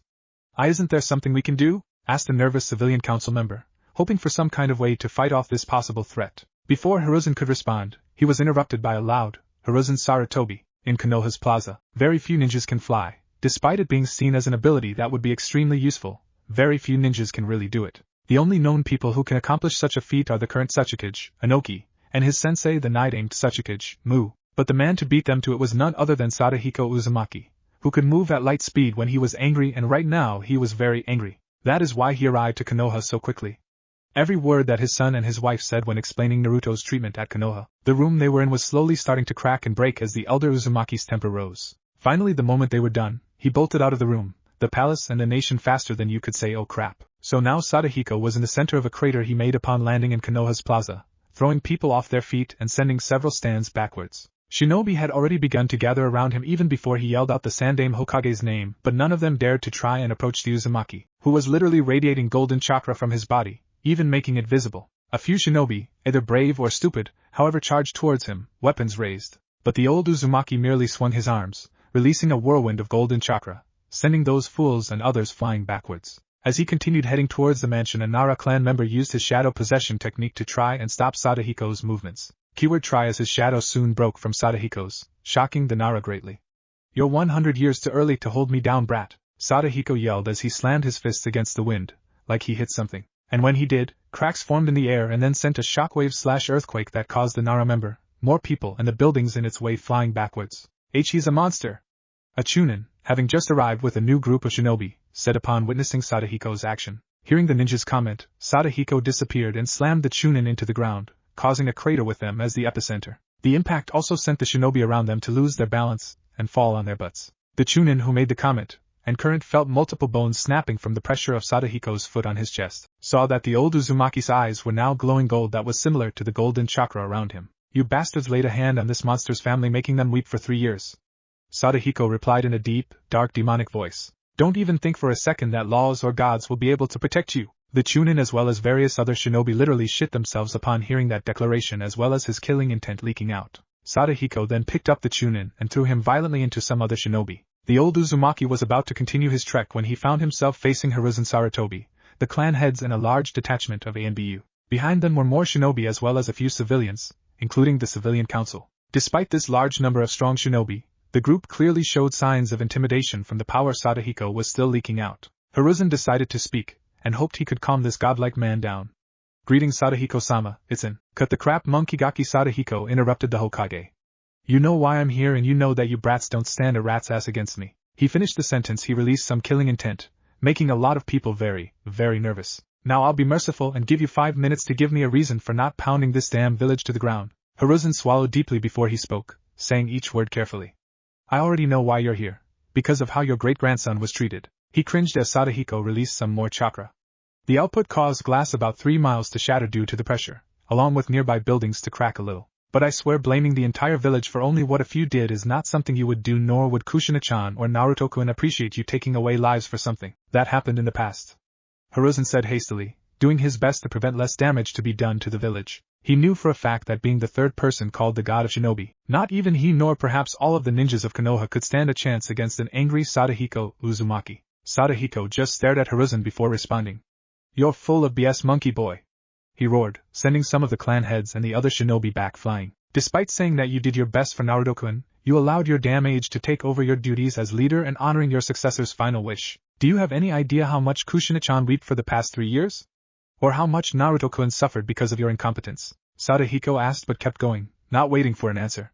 "Furthermore, you are an idiot for literally announcing to the whole village of Naruto-kun's status. Don't you know a Jinchuriki's identity is supposed to be kept a secret? I mean, how do you suppose Mitonichan or Kushina-chan managed to live here without facing constant scorn from these idiots?" Then he glared at the 3 elders and some of the civilians. "And you people are even bigger idiots. No, you're even worse than idiots. Hell, calling you guys bugs wouldn't be enough to title you guys as. It would be an insult to bugs everywhere. You 3," he said looking at Koharu, Hamaru and Danzo, "keep thinking military-like and stuff, that you don't think about a person's feelings. How the hell are you guys Tobirama students if you can't even understand something like that?" He roared, unleashing a blast of chakra that sent buildings and people, noticeable the civilian council members, flying into the air and landing somewhere else in the village. Then he glared specifically at Danzo. "And don't think I haven't figured out what you wanted to do with my great-grandson, mummy boy." This comment called Danzo to narrow his eye at Sadahiko. And as for you lot, he said, turning to the civilian council members and the people they represent as well as Shinobi. What the hell is wrong with you? He roared, causing some of the weak-willed to faint from the killer intent, which included some Jonins and A and BU since this was Sadahiko we were talking about. You ninjas should have at least an idea of how sealing works. Furthermore, you idiots can't see over your own grief that you're abusing an innocent child for something that he had no control over, as well as the fact that he lost his father and nearly his mother on the night he was born. And to top it all off, some of you people have kids and yet you scorn, yell and sometimes beat a child about the same age. After that ranting, a lot of people had the decency to lower their heads in shame. As much as they wanted to deny it, they knew that Sadahiko was saying the absolute truth. Sadahiko turned his attention back to Hiruzen, who looked like he aged a few years. I want to destroy this village, or at least leave you lot so hurt it will take 10 generations for you to recover. Sadahiko said calmly but still in a serious tone. But for now and for the sake of Mito-chan, I'll let the guilt and shame you people are feeling be punishment enough for what you have done. But he paused as the golden chakra began to appear once again. If any of you ever hurt my family, my friends, or anyone I hold dear, he slammed his fist down into the ground. The result was a large crack coming from the spot towards an abandoned building, which caused said building to explode. I will bring my wrath upon you all. Taking their gaping faces in silence as a confirmation, Sadahiko prepared to take his leave. Now if you excuse me, I need to be heading home. I have a celebration to attend as well as a trial for that perverted student of your Hiruzen. And with that, the most powerful man since the Rikuta Sannin took off into the air, leaving Konoha behind with buildings ruined and people in pain, both physically and emotionally. Uzumaki clan meeting room. The Uzumaki council was made up of 9 members, including Hyson, the current clan head, while Tashiu, Amai, Sadahiko, Kushina, and Kane, who was Tashiu and Amai's third child and the younger brother of Hyson and Kushina, were considered honorary members. Unlike other clan councils, which would consist of the clan's elders, the Uzumaki council consisted of clan members that were recognized for their skills, influence, and personality. Most of them were in their 40s or 50s, but the others were younger, like in their 20s or 30s. The youngest member currently was 17, the youngest member ever, second only to Sadahiko, who joined the council at the age of 15, and became the clan head too. The reason why Tashiu was not clan head is due to his status as the country's ruler, as well as according to a law set by Sadahiko during the village's founding. Tashiu couldn't be clan head and daimyo, as many felt it would give the Uzumaki clan too much power. However, right now Tashiu took over as head of the council due to Hyson needed back in Uzushio, and that it concerned his grandson, who was to take the title of daimyo after Tashiu's daughter Kushina. Along with Tashiu, one of the members was Tatsu Uzumaki, who was the tallest member of the council. He had 2 scars forming an X across his face, which made his hardened face even more intimidating. He had a few gray strands of hair mixed with his red hair, which was loosely hanging down from to his neck. His skin was tanned and body well toned. Hankon wore a long black fur coat with knot shirt underneath and brown long pants and sandals. He was renowned for his immense strength and 2 piston gauntlets he used in battle during the Third Shinobi World War, earning him the name Kaidana. He was trained by Sadahiko and, like his sensei, was firmly loyal to his family and friends. Besides him was Renga Uzumaki, one of the 2 women members and the oldest woman and second oldest member on the council, and was around Kushina's age. Despite being in her mid-40s, she was still very attractive, with her smooth white pale skin, long silk red hair tied in a long ponytail. Madoka wore a simple but elegant purple-red kimono with water droplets on it, and revealed her ample bosom. She was well known as a doctor and scientist. Along with that, her skills in combining barrier ninjutsu with medical ninjutsu put her on par with Tsunade. She was well respected due to her calm nature and being the voice of reason, along with a bit of humor too. Next up was Hahen Uzumaki, the clan's most skilled archer. He had spiky red hair that reached his neck and unusual yellow eyes that seemed to clash with his tan skin. He wore a red flak jacket over a black sweatshirt, and black fingerless gloves over his hands. For lower attire, Hahen wore dark blue shinobi pants and black sandals with bandages wrapped around the ankles and above. Resting on the desk were visors. Hahen rarely talked unless he had to and could remain calm even in the most dangerous of situations. After Hahen was Jukuna Uzumaki, head of the daimyo's royal guard, the Sekioku and Tashiu's younger brother and Sadahiko's second son. Jukuna was also known as the Shinka no Borii for the menacing aura around him as well as appearance. He wore the Sekioku uniform, which was a red jacket with black trims and black sleeve collars. The pants were the opposite of that, the majority being black with the bottom with a red collar. Over that he wore a black cape with a hood. The cape was around his body and held by a small zipper. Finally, his hair was red and messy and went down to the middle of his back. His skin was pale and blue eyes were dark too. Jukuna was a tactician during the last 2 wars, someone whose intellect was considered on par with the Nara clan. In fact, it was Jukuna who coordinated the defense of the nation against the combined force of Kumo and Iwa during the Second Shinobi World War. Futoji Uzumaki was after him. Futoji was an odd-looking person, as his entire body was covered in bandages to hide terrible scars he endured in the past. His red hair stuck out and was short, barely went past his neck. He wore a black and white kimono over his bandaged body and wore wooden sandals similar to Jiraiya's. Unlike the other members of the council, Futoji did not sit in a chair. Instead he sat cross-legged on a floating palanquin. Futoji was an expert in the use of all 5 elements, having created his own unique fighting style of utilizing them. He was also the oldest member of the council when Sadahiko was not present. Jishin Uzumaki is the clan's most skilled swordsman, second only to Sadahiko. Though he wielded a bakken that was made entirely out of chakra metal, he was the one to train both Kushina and Hyson in the way of kenjutsu. He wore a gray sleeveless haori over a black jacket, black shirt and black pants. His red hair was tied into an upward ponytail and had 3 scars over his lip, the last 2 going over his eyes, which were closed. Leaning against his side was his bakken, tasho, sword sheath. The second female member was Momo Uzumaki, a master of assassination and poisoning. She was 23 and was an admirer of Kushina Uzumaki, seeing her as an example of what all kunoichi should be. Momo had a tomboyish appearance but was nonetheless stunning. She had red hair like the rest of her clan, tied into 2 pigtails that went down her neck. Her green eyes and tan skin made her face beautiful and at the same time intimidating. She wore a short black and yellow kimono with long sleeves, along with black pants that hugged her legs, which was underneath a long black and yellow skirt. And finally the last member was Dawn Uzumaki, the youngest member currently on the council. He was chosen due to his social personality and skills with lightning manipulation. He had blue eyes, fair skin and short spiky red hair.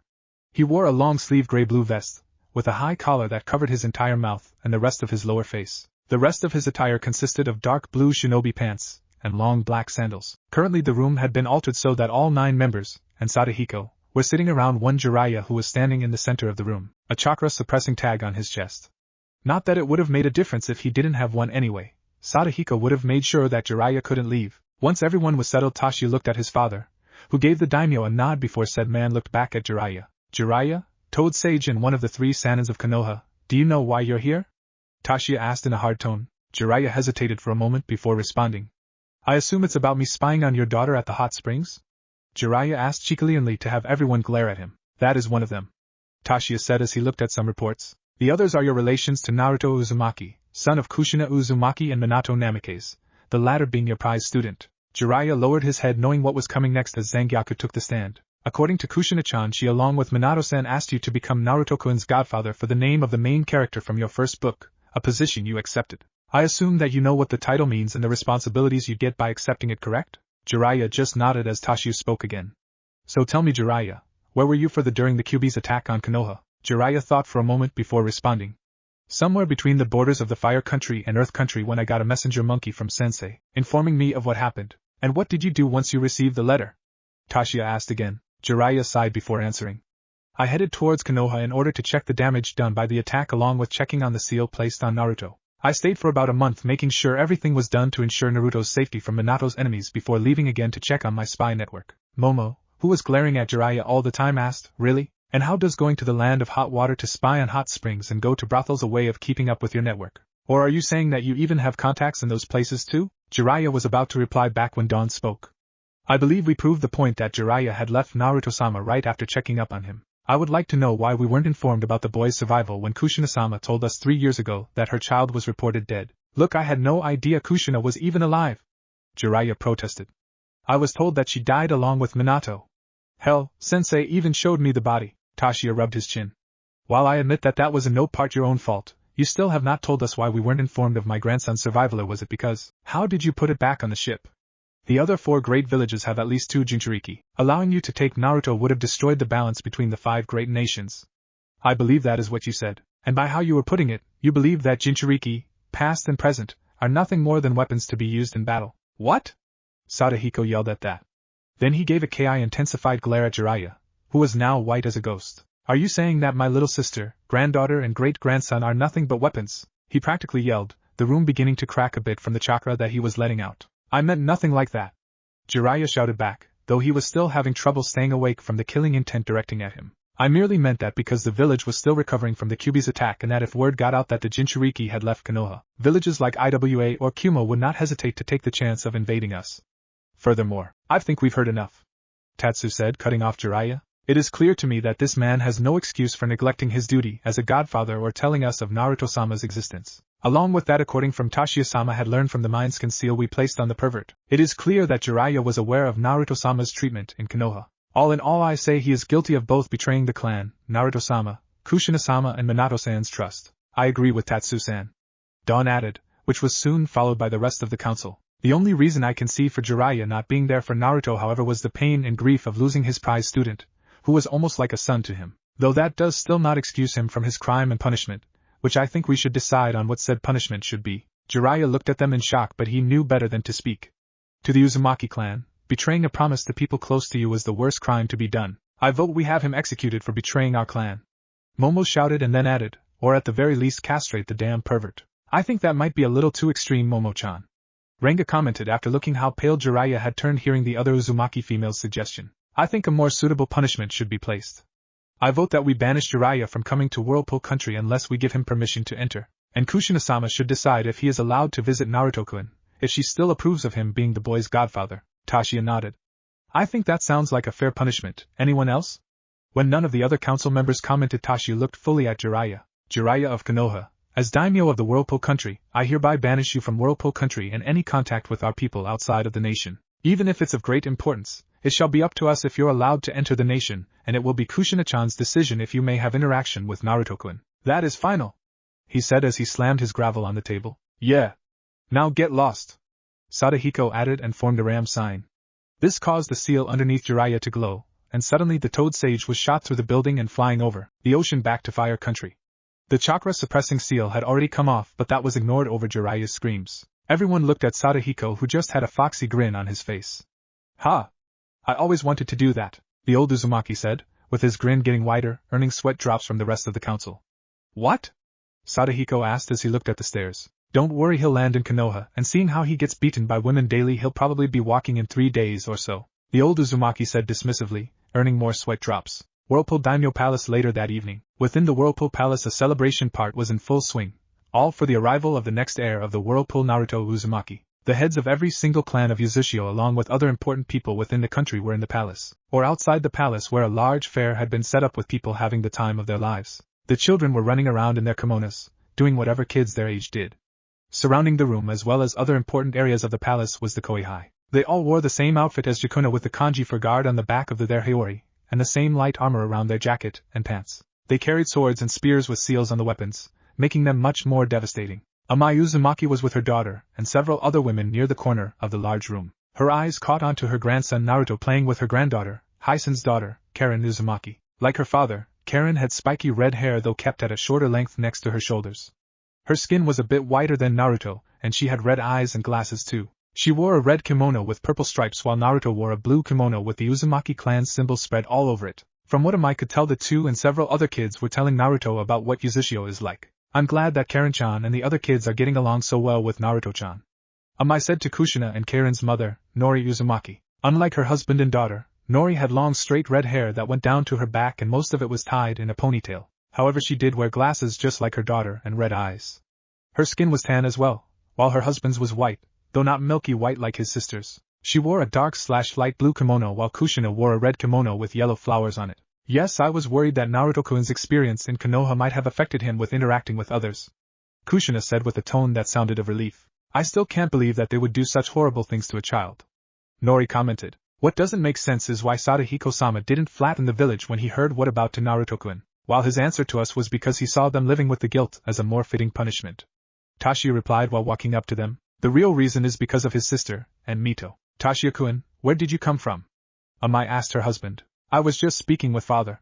He had to leave due to his and Hisen's presence being acquired at the Nishimura compound. I don't know the reason yet, but I'm sure Hisen will inform me when he returns, the daimyo said. The three women just nodded before Kushina asked, Father, what did you mean that Gigi didn't do it because of Mito-sama? As you know, your grandfather loved his younger sister, enough to destroy 2 clans that were threatening her, Tashiya said, receiving nods from the women. Well, Aunt Mito loved Hashirama-sama, and vice versa, which is one of the reasons why they got married. Furthermore, she also loved Konoha too, enough that she decided to remain there even after Hashirama-sama's death. He watched as the others were putting the whole thing together. So you can see that while Sadahiko probably hates Konoha, he won't destroy it because he could never look at his sister again for destroying a village she loved deeply. Whatever was going to be said next was cut off when a servant entered the room and approached the daimyo, being discreet as possible as to not rouse attention. Daimyo-sama, a messenger from the Jinran clan, Silver Lotus, has just arrived.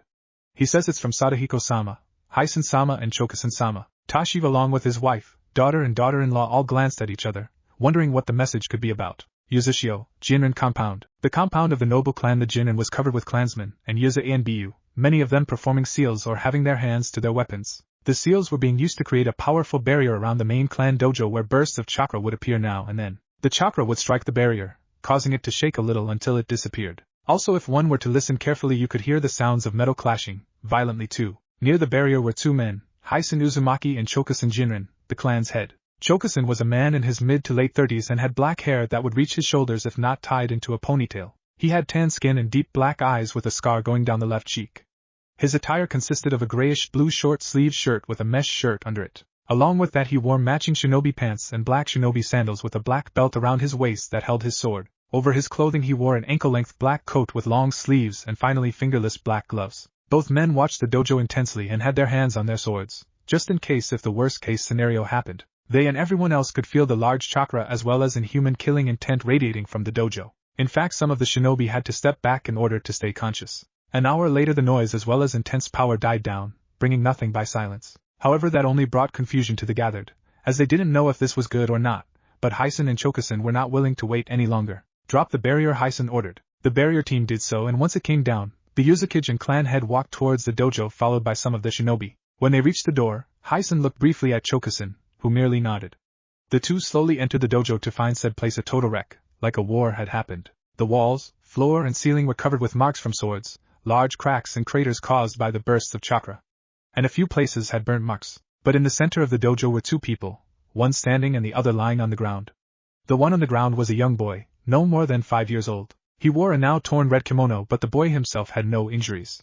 The boy's skin was tan, and he had black hair that went down to his neck. Besides him was a now broken katana, split in two. The man towering over him was none other than Sadahiko Uzumaki. He wore his casual attire, except the right sleeve was gone, and he had a few scratches on his body but nothing serious. In his right hand was a sword, which he held with a firm grip. His hair looked a little out of place, but otherwise he was completely calm, not the least bit tired. His eyes were dark as he looked at the unconscious boy before him. Gigi, Hyson said as he walked up to his grandfather. Sadahiko just looked at him, and then Chokusen, who was staring at the boy. Do not fret, Chokusen-san, your son is now okay. I managed to calm him down, and place a seal to stop the wild chakra in him. Sadahiko explained. Chokusen Jinrin nodded gratefully before rushing to his son's side, picking the boy up carefully. As the other Jinrin clan members approached their clan leader, Hyson walked up to Sadahiko, who had a concerned look on his face. Gigi, that unstable chakra killing intent was that? Yes, Sadahiko said, answering Hyson's question. The older man had a serious look on his face, while at the same time remembering a time long ago, and a fierce battle with a woman wielding a sword. Little Jinsuke Jinrin here, his chakra is just like his ancestor, the Jinrin clan head of my time, Tanishime Jinrin. Hyson swallowed, a nervous look on his usually impassive face as he looked back at the boy, who was being carried by his father to the compound's medical area. So that means Jinsuke Jinrin is the second Kijin of the Jinrin clan. Sadahiko finished. And if I'm right, we might have a generation that will surpass mine, the older Uzumaki said with a faint smile forming on his face. At least 100 years ago. Unknown location. On a stormy and rainy night, a young Sadahiko Uzumaki, wearing light red samurai armor over a blue cloak, ducked in time to avoid having his head chopped off by a scythe. Then he swung his own broadsword and watched as it collided with two dual scythes, wielded by Hachiro, a blue-haired man that wore black demonic armor over a gray cloak. The impact of the two weapons created powerful shockwave that sent much of the surroundings flying backwards, including uprooted trees, pieces of earth, and even the wind itself was thrown back. The blue-haired man was pushed back before doing a back flip and recovering. Using great speed, Hachiro slammed his hands together before a few seconds later extended them. In between them was a spear made out of black energy, and released several small sparks. When he was done, Hachiro threw it, and in mid-air it dispersed, unleashed a powerful barrage of black wind slashes. Seeing the attack coming at him, Sadahiko formed his signature ram seal.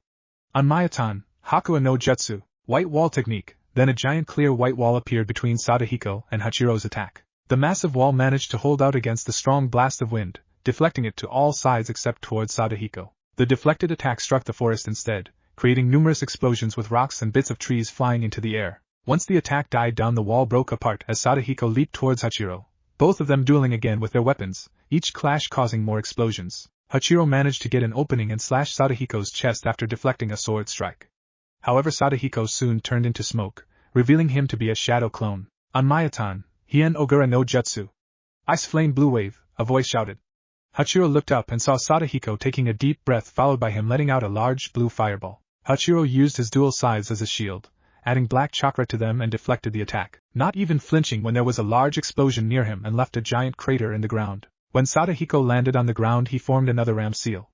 On Mayatan, Jasho Mashu no Jutsu, rising demon hands technique, soon multiple large pale arms rose out of the earth towards Hachiro, surrounding him. Though they tried to grab them, Hachiro proved too agile to be caught as he skillfully dodged each and every one of them. A while later, Hachiro managed to jump high enough so that it would take a second for the hands to reach him. "Don't underestimate me," Hachiro shouted as he raised his dual scythes. The weapons soon began glowing, and then Hachiro did swinging movements with them. Both blades unleashed two large waves of black energy the size of a small mountain. The two slashes cut through the giant hands easily as they made their way towards the intended target. Sadahiko dodged the first one, which exploded with the ground behind him, before swinging his broadsword and absorbing the rest of the attack. This left his sword glowing a faint yellow, something that Hachiro did not miss. "Shit!"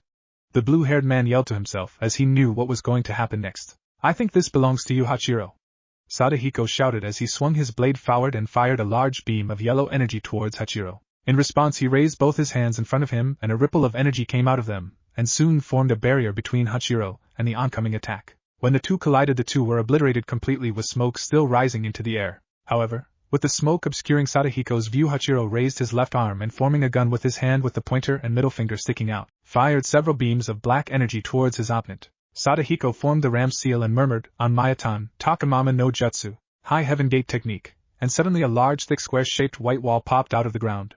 But Sadahiko wasn't finished as he slammed his right hand at the wall. "Uzumaki Fuin Jutsu, strengthen!" And appearing all over the white wall were black lines, which then gave off a glow as it covered the giant wall, making the whole structure glow too. The moment that the beams struck the wall, they were absorbed by the wall before being released across the battlefield, creating massive explosions with debris flying everywhere due said explosions, leaving craters and large earth fragments sticking out. Sadahiko smirked at his opponent. "You'll have to do better than that, Hachiro, if you want to kill me," the Uzumaki commented. Hachiro smirked, bringing his dual scythes together, where they suddenly formed into one large demonic scythe. "Indeed, though it will be a shame to lose the only person among your kind that offers me a challenge. However, the time for humanity has come to an end, whether or not it's by my hand or even done during this time," he yelled as he raised his large scythe. "Now come, Sadahiko, show me everything you got. Leave nothing out, because if you do you will die," Hachiro cried as he charged forward into the air. As he did, 10 large black-reddish orbs appeared in the air around Hachiro and connected to his dual scythes. Sadahiko growled as he picked up his broadsword, gripping it with his right hand while his left hand formed a hand seal with his eyes closed. A few seconds later, markings of black and white color appeared all over his face as he entered Sage Mode, yin-yang style, similar to Hashirama's Wood style Sage Mode. "Don't act so confident, Hachiro. Because this is the last time we clash, Databeru," he exclaimed, and he soon charged towards Hachiro. "Senpu, on Mayatan, Hashinokan Seishin no Jutsu. Sage Art, yin-yang release, Astral Sword Spirit," and soon chakra came out and surrounded his sword, combined with the natural energy Sadahiko put into the blade, morphing into the shape of a much larger version of it except with a blue glowing blade, giving Sadahiko's sword a longer reach. And when their weapons made contact, the impact created a powerful shockwave that went on for miles and blinded the sky and cut through the heavens. Yuzushio, the Tenzin, present time, morning. An elderly Sadahiko Uzumaki opened his eyes, waking up from his sleep. He found himself in his private studies, a large room that was at the top of the Tenzin. One side was a wall with a door on it, the entrance to his office, and the other side was a wide balcony that served as a viewpoint for him so he could see the ocean and a part of the nation, A/N. Try to imagine it like Yamamoto's office from Bleach, except with more stuff in it. Scanning his room, taking in the numerous pictures, maps, scrolls and books stacked in shelves, tables and even the floor, Sadahiko looked down at his desk and saw that he was reading a notebook about the Rikudo Sennin that he wrote. "Guess I must have drifted off to sleep," Sadahiko thought as he closed the book and slowly got up. "But why did I dream about that battle?" the old Uzumaki asked himself as he placed the book back into the shelf. "That fight was decades ago, but why was I dreaming about it? Could have it had been the words Hachiro said? The time for humanity has come to an end, whether or not it's by my hand or even done during this time." The words still fresh in his mind. These and so many more questions were flowing through Sadahiko's mind when a knock cut him off from his thinking. "Enter," he said without looking towards the door, instead taking out another book that was about a stone called Gale. The door opened and a young woman entered. She was an Uzumaki if the red hair was any indication. It was tied into a ponytail down the back and a white headband underneath her bangs. Her skin was a soft white, and she had black eyes. Her attire consisted of a purple and yellow kimono that went down to her heels. The only odd part was that she wore no footwear, leaving her feet bare. "Sadahiko-sama, Tashiya-sama is here to see you. He is waiting in the lounge on the 34th floor," the young woman said. Sadahiko nodded as he put the book back and walked towards the door where the woman was standing. "Thank you, Anoka-chan, I'll head there right now." And with that, both Sadahiko and Anoka made their way towards the lounge. A few minutes later, after taking the chakra seal enhance elevator, they arrived at a wide-open lounge, where Tashio was sitting on a chair while a servant served him some tea. Sadahiko noticed that he wasn't wearing the usual daimyo attire, but instead settled for a plain blue kimono, with a clan crest facing the front and most likely the back as well, with a purple sash and a katana resting besides the chair. Now Tashio, don't tell me you stepped down as daimyo already? Is that why you came to see your old man? Sadahiko asked teasingly. Tashio, noticing his father was here, caught on what he was doing and smirked back. I'm not ready yet to give the job to Kushina-chan yet. I just prefer wearing some normal, less uncomfortable clothes while I can. As for my reasons for coming here to see you, it concerns Naruto-kun. Sadahiko had a cup of tea in his hand when he heard this. Why is he still having nightmares? Sadahiko asked his son. The first few weeks since he was reunited with his clan, Naruto had experienced numerous nightmares due to his short time in Konoha. Usually it would result in Naruto sleeping with his mother in order for the boy to be calm and sleep through the night. However, it kept happening for at least 3 months that they had to find some way to help the boy. Though they lacked anyone who had the ability to go into mines like the Yamanaka clan, the Uzumaki clan still had their great skills in Fuinjutsu, including a special type of seal that would allow a person to find out what another person was thinking. Simple enough, they found out that Naruto needed a lot of caring in order to help him get over his trauma in Konoha. No, not that Naruto-kun has stopped having nightmares for a while now, though he still likes to sleep in Kushina-chan's bed, not that she minds, Tashio said as Sadahiko nodded. No, the problem is that somehow, IWA got wind of Naruto-kun's existence as well as him being the son of Minato-kun. Tashio watched as his father groaned in annoyance, and couldn't help but agree with him. I swear I should have killed that idiot Mu and his student Inoki when I had the chance, in order to spare their village of having gaining their misguided permanent grudge persona. I mean, I know that we Uzumaki have the same thing, but at least we don't take it out on kids or run our lives. Sadahiko said while adding in a few curses. Then he looked at his eldest son. I assume Yujin was the one who discovered this piece of information? Tashio nodded. Yes, and he believes that IWA might send this over to Kumo since the current Raikage has no love for the former Yondaime Hokage there. Sadahiko scoffed. Like I give a damn what Kumo thinks. After what we did to them in response to their attempt of kidnapping Kushina-chan, they won't try anything rash and will mostly do a wait-and-see approach. Tashio nodded in agreement. True, but with the dignitaries coming from Konoha, the council and my court along with the clan and Yuzishio's council are wary that they might try to use the chance to infiltrate the country. That caught Sadahiko by surprise. Konoha is sending representatives here? What for? Do I have to beat the crap out of them again? Tashio scratched his head, like the whole thing annoyed him. Well, originally Kushina-chan wanted to invite some of her friends from Konoha to Naruto's 4th birthday next week since she hasn't seen them for so long. But that soon came to the attention of the Konoha Council and the Fire Daimyo. So now, along with several of her friends and their children, representatives of both Konoha and the Fire Country will be coming to discuss certain matters concerning the re-established alliance between us and Konoha, Tashio explained before getting back up. That was all, father. I had best return to the palace so I can prepare when they come and Naruto's birthday. And with that Tashio bowed to his father, and was escorted out of the tower by a servant. Well, this ought to be interesting, Sadahiko commented as he went back to his studies. Before he left, he turned to a servant that was standing to the side. Make sure to tell Anoka-chan that the tower's security should be up and running by next week. I don't feel like dealing with trespassers when I have to head towards the palace, Sadahiko said, which the response he got was a bow from the servant. He was about to head back to his studies when he froze in mid-step, his eyes widening. Nanny! Naruto's birthday is coming up. Should I got to find him a present? Back in Konoha, Hokage's mansion, currently the Sandaime Hokage, or rather several clones of him, were currently working on paperwork while the original one was reading his student's latest work, a perverted smile on his face. His days of dealing with the bane of all Kages, paperwork, was now over. Of course, the happy moment was ruined when Danzo Shimura entered the room unannounced. Though Hiruzen had sensed his old rival a few minutes before he came in, so by then his clones had dispersed, and he put his book away.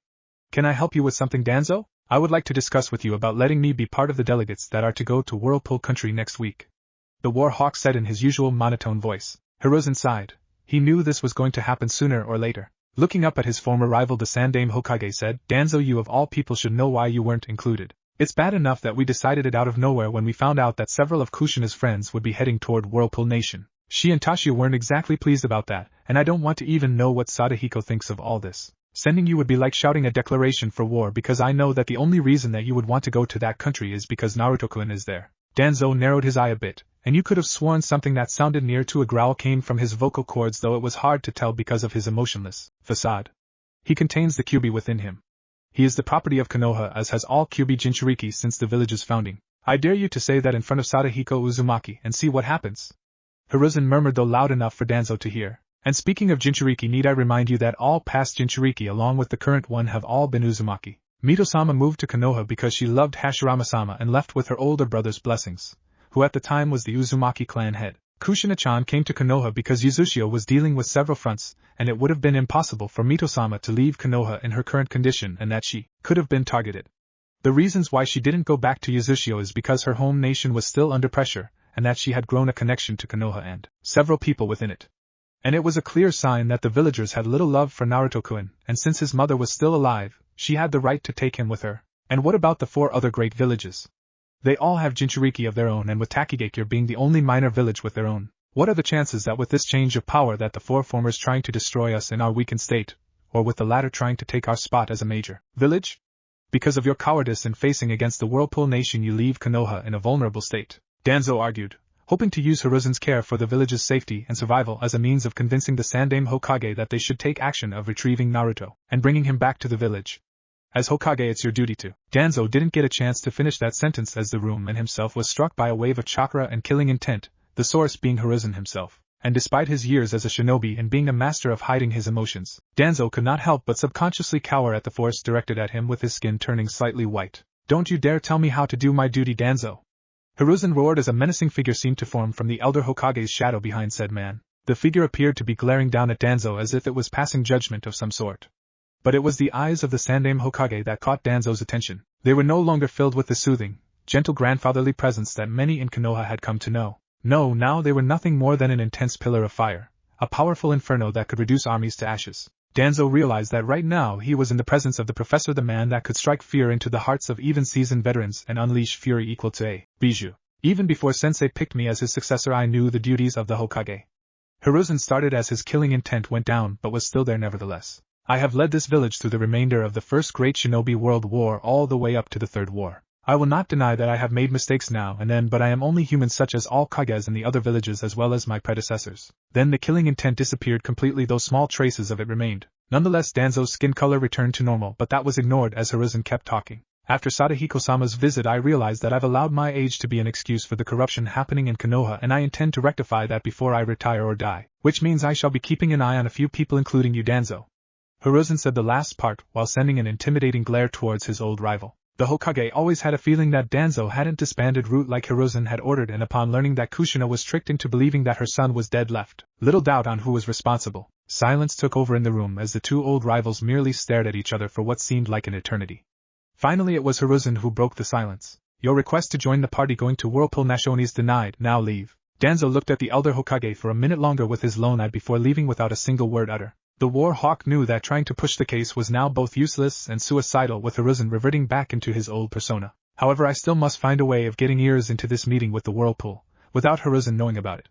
Danzo thought, various plans forming within his head. In the Whirlpool Daimyo's palace, a week later, currently soon to be 4 years old Naruto Uzumaki was slowly awakening from his slumber. Naruto's room was a large room, with his 2-person bed in the center of the right side of the room. The blanket that covered his small body was yellow with fishes of different sizes and colors on it. The room itself was painted orange with pictures of various baby animals painted on it in a certain pattern. The rest of the room was covered with multiple shelves filled with children books and various toys for a boy of Naruto's age. Other items included a small sofa, boxes also filled with toys, a chair that Naruto's mother would sit on with him on her lap when Kushina was reading him a story. There was also a closet at the left corner filled with clothing for the young Uzumaki. Finally, 2 windows were placed on the wall on the right side of Naruto's bed, showing the new morning of the Whirlpool country. Naruto's eyes slowly opened, and the first thing he saw was his beloved teddy bear, his first birthday gift, which he had gotten from his short time in Konoha. He had it only for a year, since he had gotten it on his 3rd birthday. It had brown fur with green eyes and light tan-furred paws, nose and belly. According to the Sandaime, it had belonged to Naruto's mother, which was later confirmed by said woman. That, along with it being Naruto's first birthday present, made the young boy cherish the toy with great reverie. Also, it was Naruto's most guarded object during the next few months. The reason was because the night right after he got the toy, he nearly lost it. It was in the middle of the night, and Naruto was asleep with the bear held tightly around his arms and rubbed against his body. An unknown amount of time later, Naruto felt the lack of fur against his body, causing him to wake up. The result was him being in his small room in the orphanage without his teddy bear, and the door slightly open. Fearing the worst, Naruto peeked out of his room and saw the orphanage lady marching away with the stuffed animal in her hand, with said woman occasionally striking it violently against the wall. With the stealth the 3-year-old Naruto at the time could muster, he followed the matron, fearing the worst for his prized possession such as being thrown in the fireplace. But heavens were smiling down on the young blonde. The matron at the time was both drunk and tired and, after beating the toy several more times, threw it into the kitchen trash can before heading towards bed. Whether or not this was her intended goal or not, Naruto did not know, but was glad that it was this, then having the toy thrown into the fireplace to be burned. So moving swiftly, Naruto rescued his teddy bear from the trash can and dashed back to his room, shutting the door and locking it. Once he did that, Naruto jumped into bed, covered himself and the toy completely with his blanket, and cried softly as he held it close to him. True, the toy was slightly damaged after the beating it had been given by the matron, its fur tangled and messy, 3 tears in it with the cotton sticking out and one of its green eyes limping out of the socket. But Naruto could care less about that, and was just happy he didn't lose it. He had been lucky that at least one of the employees at the orphanage, a young woman who was in her late teens, early 20s, who did not have irrational hatred towards the young Uzumaki, was working the next day. Naruto secretly managed to have her wash the teddy bear and then fix it to the best of her abilities, since the young woman wasn't an expert in sewing. But she managed to reattach the eye and close the rips on the toy so they wouldn't reopen unless being swung around violently, and Naruto was eternally grateful to her. For the next few months Naruto never took the teddy bear with him when outside of his room, for fear of losing it for good this time. However, he also had to keep it hidden within his room so it could never be found. Naruto managed to do this when he found a loose wooden board on the floor of his bedroom underneath his bed. It was big enough for him to hide his teddy bear in, and deep within the bottom of the bed that only someone of his size could get to. He had been unable to get it when the matron suddenly threw him out on that fateful day, and it would have been left behind if Kushina hadn't paid the matron lady a little visit during her quest to punish all those who had mistreated her son. After speaking with the matron, Kushina went to her son's former room to see if there was anything of his that needed to be collected. Following some strange intuition, Kushina had moved the bed and discovered the teddy bear's hiding spot. And so a week or so later, after their return to Whirlpool Nation, Kushina had fixed the toy up completely, and returned it to an overjoyed Naruto. Now he sleeps with it every night without worrying of losing it ever again. A knock at his door woke him up from his thoughts. "Naruto-chan? Are you awake, sweetie?" A familiar feminine voice asked on the other side of the door. Naruto smiled upon hearing the voice. "Mommy." "Oof," Naruto said as he shot up the bed to run towards his mother. However, doing so got him accidentally caught within his blanket, and the sudden restraint caused Naruto to fall out of his bed and landed on the floor with a thud. Kushina immediately came in when she heard the noise and soon found herself looking at a mummified little Naruto. The yellow blanket was now completely wrapped around the boy's body with only his eyes not covered and his arms sticking out. But this obvious thing did not make a connection with Naruto, as his only thoughts were reaching his mother, and thus ran towards her. Kushina found it cute and bent down to get a hold of her son. "Careful, Naruto-chan, you don't want to fall again, especially on the morning of your birthday," Kushina said softly as she helped her son get untangled from the blanket. And though she had been trying to calm Naruto down, something that is almost impossible for a person with Uzumaki blood, so he could get free of the blanket, the mention of his birthday seemed to have made Naruto even more excited as he was squirming in his mother grip. A birthday, his first real birthday, with cake, gifts, friends and so many other things he had seen other children back in Konoha have. Will Hijiji, Uncle Kane and Uncle Hisen's family be their mommy? Naruto asked as he finally calmed down so his mother could help him get dressed. Kane Uzumaki was the younger brother of Hisen and Kushina, thus making him the third child and second son of Toshio and Amai Uzumaki and finally Naruto's uncle. He was one of Uzushio's best ANBU captains at the age of 15 and was currently the commander of the village's special ANBU unit, the Iryu. Now before you think he got there through his connections, then think again, as Kane worked hard for that position, as is the unofficial law of the Uzumaki clan. You don't earn something just because of who you're related to or something you possess. You earn it through hard work, and that is what Kane did. He was a prodigy, don't tell him that, since he hated the word, and believed to be almost as good as other famous prodigies such as Minato Namikaze and Kakashi Hatake. In fact, he became an S-rank shinobi at the age of 12 and 2 years later earned the name Shinkanoa Kidori, Crimson Wrath, due to his hot temper and his spiky red hair. Kane hadn't been able to come to Konoha because Hisen had him stay in charge of Uzushio, but he did get a chance to meet his nephew during the party in honor of Naruto's arrival. Naruto instantly came to like his second uncle, as he was a bit more loose than Hisen and still had a penchant for doing pranks, though nowadays he merely did humorous jokes since he did have a duty as the commander of the Iryu. Kane was also given the honor of wielding one of the clan's famous swords, the Tsurugia, Sword Wings, a broadsword with unique seals. "They're just taking care of a few things and then they'll be over soon," Kushina said as she finally managed to get a blue kimono with the clan's crest on the back onto Naruto's form. "And don't forget that Sadahiko Jiji is old, so it might take him some time to get here," Kushina added with a foxy grin while Naruto giggled at the joke. Elsewhere within the Tenzin, said Elder Uzumaki sneezed as he finished looking over Naruto's present. "Damn, someone's talking about me. Hope it doesn't last through the day or Anoka-chan will make me stay in the tower," Sadahiko muttered to himself before returning to his original task. Near the port of Whirlpool Country that point towards Fire Country, the morning of Naruto's birthday, at the same time a small convoy of carriages, with several samurai groups around it, could be seen heading away from the port on the road towards the palace. Within the carriages were the visitors from Konoha and Fire Country. This group included the older friends of Kushina Uzumaki, which were Mikoto Uchiha and Hitomi Hyuga along with their children Itachi Uchiha, Sasuke Uchiha, Hinata Hyuga. The others were Koharu Yudatane and Hamura Mitokado, the two elders of Konoha and Hiruzen's former teammates, Shikaku Nara the Jonin commander, Shibi Aburame, the Aburame clan head and whose logical input of life would be useful for the talks. And finally there was Asuma Sarutobi, the son of Hiruzen Sarutobi and a member of the Guardian 12 who protected the Fire Daimyo, and thus was representing the Fire Nation. Within their carriage, Hitomi was explaining to Hinata what to expect when reaching the Whirlpool Palace in Uzushio. You see, Hinata-chan Shodame Yuzukage as well as the daimyo of Whirlpool, Sadahiko Uzumaki, decided that the best way for the palace and village to exist was that if they were merged together. And so with that in mind Sadahiko created the blueprints for this idea on his own. What he did you see was that he created 3 layers of walls, the outer wall that was around the village similar to the wall back at Konoha. The second wall was built between the village and the palace, though mainly it was built at the edge inside the village where a round form of water separated the rest of the country from the island that the palace resided on, acting as the first line of defense to the palace. And the last third wall was built around the edge of the island itself to defend the palace, which acted as the final line of defense. A/N. Imagine it like Suriidii from Bleach though with some slight differences, like instead of a mountain in the center there is an island. But why would Sadahiko-sama do that, mommy? Hinata asked, confused of why such a thing to be done. I think it's so that they can show that the nation's ruler and the village's ruler can work together. Because despite the fact that both are related to one another, they might have differences such as all people do, Hitomi said before adding, also so that way the two powers of this nation can be at the same place and protect one another. Even though you're little Hinata-chan, it will be good to remember this as all nations and their villages have different policies. Hinata merely nodded before looking out the carriage's window and saw that they were nearing one of the gates to Uzushio. When they passed through, Hinata was in awe of what she saw and couldn't help but marvel at the beauty of Uzushio. While similar to Konoha building appearance-wise, there were several differences that could be easily pointed out. One was that unlike Konoha there were fewer trees, though you could see some on each block. Along with that, Uzushio had more small rivers going through the village towards the ocean or the circle of water that separated it from the palace. And of course all the rivers had bridges built over them. Many of the rivers were mostly concentrated within the village's public park, and they usually merged with the larger ones heading towards the center of the village, which her eyes spotted something and she realized that it was probably the Uzukage's tower. It was similar to the Hokage's tower except that it had 4 pillars around it on all corners and had what looked like a large umbrella over the roof, probably in case it rained or something, and it almost looked retractable too. Even the Uzukage's tower was surrounded by a small moat with many whirlpools within said moat. And, as said before, the village's buildings looked just like the ones in Konoha. There were several differences. Besides that, none of the buildings were built next to or attached to trees. The buildings in Uzushio were mostly made out of stones/metal rather than wood/stones/metal in Konoha. Many of the buildings appeared to look more futuristic, with some of the fancier ones having separate floors connected via pillars with stairs either sticking outside or being hidden by walls.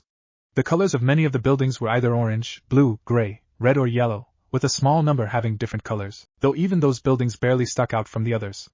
The last 2 bits of features were the pillars near the rivers and the statue out in the distance. On both sides of every river, with being a block apart, were large orange pillars with the Uzumaki clan symbol engraved into them, and they were all connected by metal fences in order to prevent people from accidentally falling into the rivers. On the opposite side of the Uzukage Tower was a large mountain, equal in size with the wall it rested on.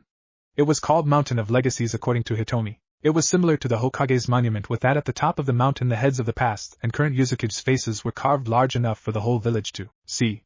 Hisen's face was also up there too, along with his predecessors, the head before him being his uncle Jakuna Uzumaki, the Sandame Uzukage. After that was Hisen's father Tashi Uzumaki, the Nidame Uzukage, who took the position when his father, Sadahiko Uzumaki, stepped down from the position as Shodame Uzukage in order to wander the world and later settle down in the Tenzin. Of course that meant Tashi became the daimyo while Jakuna became the Sandame Uzukage. Later on he stepped down from office near the end of the Third Shinobi War and made Hisen his successor. According to Hinata's mother, however, unlike the Hokage monument at the bottom of the mountain is what gave said rock formation's name to Legacies, for at the bottom was a well-built large memorial site with the names of not just famous Uzushio shinobi, but many other shinobi of the village who fought and gave their lives for their village, home and their loved ones.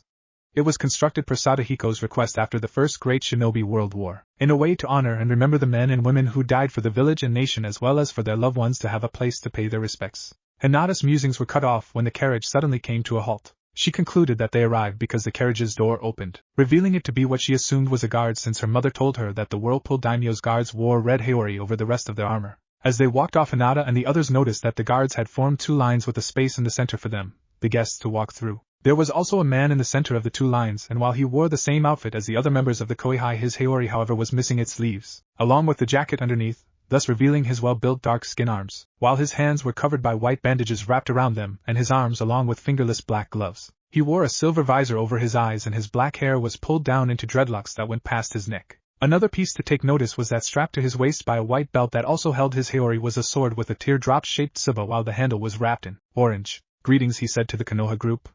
His voice was deep and carried authority. "My name is Kenaim Jinrin, head of the Koihai 9th Squad.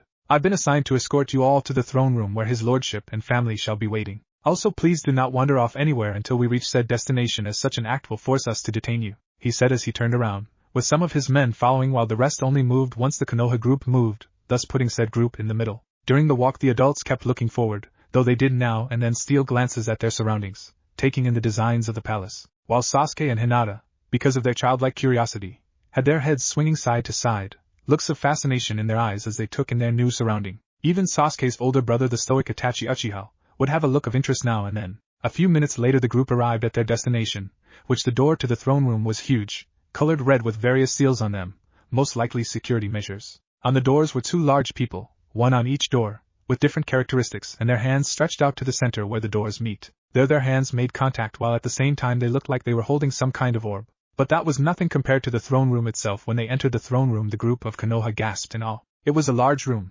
large enough for a small clan to fit in. Surrounding the room near the edges were pillars with not just the Uzumaki crest but what appeared to be pictures of people doing various things. A guard was standing in front of each pillar with their sword sheath and a spear in their right hands.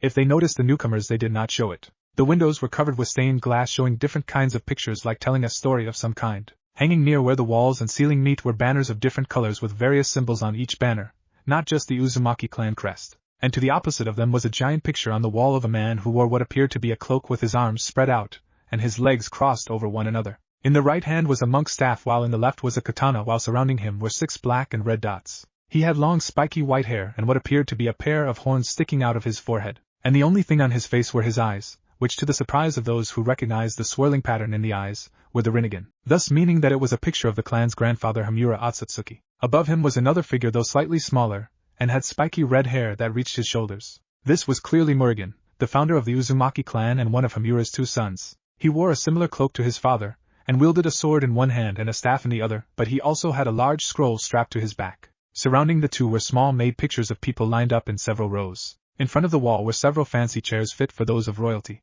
The one in the center was placed on top of a small podium with 3 steps before it, and sitting on it was Tashi Uzumaki, the Whirlpool daimyo. To his left, sitting on a lower podium, was his wife Amai Uzumaki, and to his right was his daughter and heir Kushina Uzumaki with her son Naruto Uzumaki sitting on her lap. Standing next Tashi's right, in between the man and his wife, was their son Hysen Uzumaki, while Tashi's younger brother and head of the Koihai, Jakuna Uzumaki, was stand at the far left next to his sister-in-law Amai. As the group from Konoha walked forward and bowed before the daimyo, Tashi stood up and said with a booming voice, "Welcome visitors. As daimyo of the Whirlpool country, I, Tashi Uzumaki, welcome you all." Whirlpool Palace. 2 hours after arriving to the palace, Tashi had several servants escort the guests from Konoha to their rooms. Hayashi's family got their own room with a divider and a bed on both sides of it, with a larger bed for the parents, and the same for Mikoto and her sons, except they had 3 beds but a divider. The others all got their own rooms, though not as big as they were made for just 1 or 2 people. Before they left, Tashi warned/remind them that Koihai and Yuzunin would escort them during their stay in the palace. Along with that, they would need to come to him to gain permission to leave the palace as well to explore the village.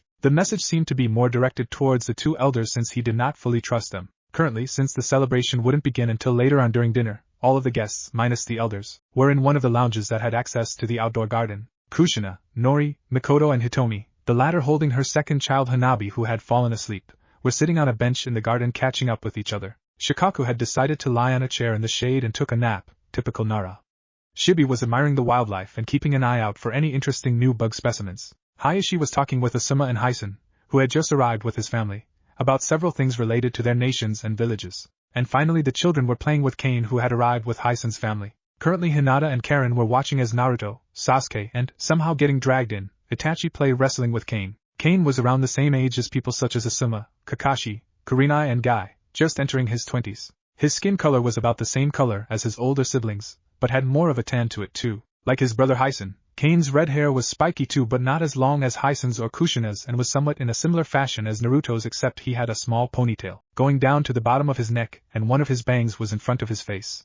His eyes were a dark purple color that they almost looked black. He wasn't wearing his Iria ANBU attire, now wearing a more casual choice of clothing that consisted of an unzipped long-sleeved black jacket over a black shirt with a blue-colored version of the clan's symbol, black fingerless gloves, dark green pants and blue sandals. Wrapped around his head covering the front of his hair was a black bandana version of a shinobi headband, the metal plating on the bandana with the village's symbol too. You know Kushina-chan, there's been one thing that's been bothering me, Mikoto said to her friend who was out of her formal princess wear and wearing a simple red kimono with blue trims on it. If Hysen-san is older than you, then how did you get to become Tashiya-sama's heir?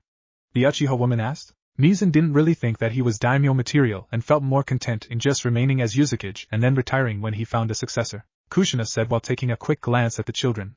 Also, given his reputation and the fact he's the strongest shinobi of Yuzashio minus father and Gigi, but since those two are no longer registered as shinobi, it would have been a waste to have Hysen to become daimyo when he could serve better as Yuzukage. So I was chosen as the next daimyo after my father. Also because my father realized that I have better patience and understanding of politics than my brothers, Kushina said as she puffed her chest out at the last part. Her friend's sweat dropped at the last remark. Kushina-chan, I don't know about politics, but patience? Really? You're the most impatient person I've ever met, Hitomi said she, and Mikoto giggled at the pout and glare Kushina was giving. I have to agree with them, Kushina. In fact, I think Hysen-kun has more patience than the rest of the clan, Nori said, adding her 2 cents. While I admit that Hysen-izan is more level-headed than the rest of my family, he's a devil when he gets enraged, Kushina said to her friends and sister-in-law with a shudder. I remember as children that it was almost impossible for me or Kane to beat Hysen at anything when he's mad or even when he's calm. And whenever he got mad, the only people that could calm him down back then, and even now, were my parents and Gigi. And speaking with Kane, said young man was walking up towards the mothers with Karen, Hinata and Itachi in tow while Sasuke and Naruto were still held underneath his arms, their behinds facing the older women. Hey sis, I'm going to head towards the Tenzin to check on Gramps. Mind if I take the runts with me? Kushina looked at the children and seeing an excited look in Karen and Naruto's eyes, who had been put back down on the ground along with Sasuke, and the curious looks in said boy and Hinata's. Even Itachi seemed to want to go there. Kushina sighed. Well, I'm fine with it, just remember to behave, Naruto-kun, Kushina said to her son who nodded excitedly. You too, Karen-chan, Nori said to her child, said girl, giving a similar response as Naruto with a headshake. Mikoto and Hitomi also approved as well, and after reminding their children to be on their best behavior, Kane began to lead them out. However, he stopped when Kushina spoke up. Hey Kane, do you know where Tu-san and Ka-san went off to? I think they had to head towards the meeting room, Kane responded. Something about those 2 prunes wanting to speak with them regarding Tsunade, and with that he walked off, trying to catch up with the kids. Whirlpool Daimyo Palace, Council Room. I would have preferred to wait for Tsunade-chan to arrive since this discussion is about her, Tashiya said to the 2 elders as his wife sat beside him. Hamaru and Koharu were sitting on the opposite side of the table, facing the Whirlpool Daimyo with emotionless looks on their faces. We believe that it would be better to talk about this while Tsunade was not present due to her obvious reaction to the topic of this discussion, and things might go south pretty quick, Koharu said, making a reference to Tsunade's temper and legendary strength. Tashiya and I both knew what the woman meant, but it was Tashiya who responded. You do know that I'm stronger than her, right? And that I can keep her calm down? Tashiya asked nonchalantly. The 2 elders glanced at one another before looking at Tashiya. Yes, Tashiya-sama, we have not forgotten your strength with Shintai, God Body. Due to the fact that the Uzumaki clan had long lives, great vitality and life force, the clan members were able to use this to their advantage. And it came in the form of a technique they created over 900 years ago called Shintai, a technique in which they sent chakra within their body through their bloodstream. Anyone else other than an Uzumaki would die from such an attempt because the chakra would make their blood cells explode. But for the Uzumaki clan, it increased their physical offensive and defensive capabilities so that even having a sword hitting their necks would only leave no wounds or at the very least a shallow cut. If they were able to control it better, with beginners able to send it to certain parts of their bodies while a master could send it throughout their entire body at once. And as a bonus, the flow of chakra through their bloodstreams also increased their already superhuman healing abilities and could even terminate foreign invaders such as poison, and even repel the gentle fist of the Hyuga clan. This technique gave birth to what later became the clan's fighting style called Heido, wave motion, which allowed the user to enhance their physical prowess and release shockwaves for melee and range attacks. The only drawback of this technique is that the user couldn't use ninjutsu. The reason is because since ninjutsu usually requires the user to expel chakra from their bodies, it could cause damage to their bodies if they tried to release chakra from their bloodstream. But on the bright side, the Uzumaki clan managed to use this technique and imbued it with any weapons they had in their hands at times, since its Shitai was in some way the same as using chakra flow, the ability to send chakra through weapons to increase the weapon's efficiency. They also were able to combine seals with the Shinken, and a few members were even able to combine their nature affinities with Shitai, labeling the technique as an Intaijutsu in a way. A notable member was none other than Tashi Uzumaki. While his younger brother, Jakuna, was able to imbue his weapons such as his dual Dao swords or for his cloak techniques while using his unique Shadow Shunshin, which is how he earned the moniker the Shinken no Boryai. Tashi was able to use his natural affinity of fire chakra with his Heido techniques. combined with the fact that Tashi's Shintai was the strongest in the clan's history, earned him the title of Akakazi no Tenshin since his extraordinary strong Shintai and Heido combined with his wind chakra and solidification of the air, left deep marks on his opponents, and even the surrounding area. This was proven when Tashi killed the Sandaime Reikage, a man whose legendary durable body gave him the title Saikyo no Tate, in retaliation for when Kumo tried to kidnap Tashi's daughter Kushina when she was still in Konoha as a newly made genin. Of course Kumogakyo then held a grudge towards Yuzashio for the Sandaime Reikage's death along with when Sadahiko, in response to the failed attempt on his granddaughter, killed the lightning daimyo at the time since the daimyo was in on the plan, and the Jinchuriki of the Nibi at that time too. But neither men gave a damn since they, Kumo, brought that on themselves for trying to kidnap a family member. Anyway, back to the topic at hand. You mentioned something about Tsunade-chan. I said, trying to finish up this conversation so she could get back to more important things, getting things ready for Naruto's birthday party. Hamura pushed up his glasses before replying. Yes, recent developments have made us, the Konoha Council as well as the Fire Daimyo, choose several candidates to become the Godaime Hokage, one of which is Tsunade Senju, and thus if the need arise when Hiruzen is ready to retire or worse, she will be forced to return to Konoha and take up her sensei's duties. Tashi raised an eyebrow. While I can understand Hiruzen's decision, need I remind you that Tsunade-chan left Konoha, and thus is not entitled to obey the words of the Hokage. Not entirely, Koharu responded. She was allowed to live here because of her Sannin status giving her permission to travel the country, and the fact she has a third of Uzumaki blood, as long as she did not give away any information on Konoha. Taking the belongings of the Senju clan was in her right as the current clan head, and its only known member. However, she wasn't allowed to resign from being a Konoha shinobi, and such if she is called for to perform her duty for the village she must answer, such as becoming the Godaime Hokage. The woman finished. Tashi frowned at this but expected it nonetheless. It was true Tsunade had merely been helping out now and then at Yuzashio's hospital, but really she and Shizen had been staying at the Tenzin as tenants, meaning no gambling for her unless she wanted a pissed-off Sadahiko on her tail, wanting to kick out the gambling habit she inherited from her grandfather. Also, despite his compassion, Hiruzen knew that losing someone as skilled as Tsunade was something he couldn't allow as the Hokage of Konoha. Tsunade's skills as a medic were second to none besides Hashirama Senju, who could use medical jutsu without hand seals. While I admit that you make good points, you do know that there is little chances that she'll agree to it. I said, adding her own 2 cents in. If she refuses the summons for duty, then she will be labeled as a missing nin despite her residence here in Whirlpool country. Koharu said staunchly. What? You're going to do something so extreme just to get a single shinobi back? Amai shouted before Tashi put his hand on his wife's shoulder to calm her down. The daimyo then stared at the 2 elders. I suggest we wait for Tsunade-chan to arrive because I know she won't like having decisions made for her without her own input. And though I'll have to agree to these demands since she is still registered as shinobi of Konoha, she should at least be here to know it. Koharu and Hamura murmured to one another before turning back to face Tashi. That is a reasonable demand, Hamura said. However, it will be you 2 who will inform her about it, Tashi said with a small smirk on his face when he noticed when both elders twitched at that. With Kane's group, the Tenzin. Well, here it is, Kane said as the visitors from Konoha all had their mouths opened and their eyes widened in shock and awe at the sight before them. The Tenzin was built in one of the more isolated parts of Yuzashio, and mainly consisted of a large tower with a height of over 500 feet and was surrounded by a large, round stone wall that was about 2.5 miles apart from the tower, with the fields within the walls being filled with trees, bushes and other plants. There was only a single entrance through the walls, which were about half the size of the ones guarding the village and were covered by numerous seals. It's so big!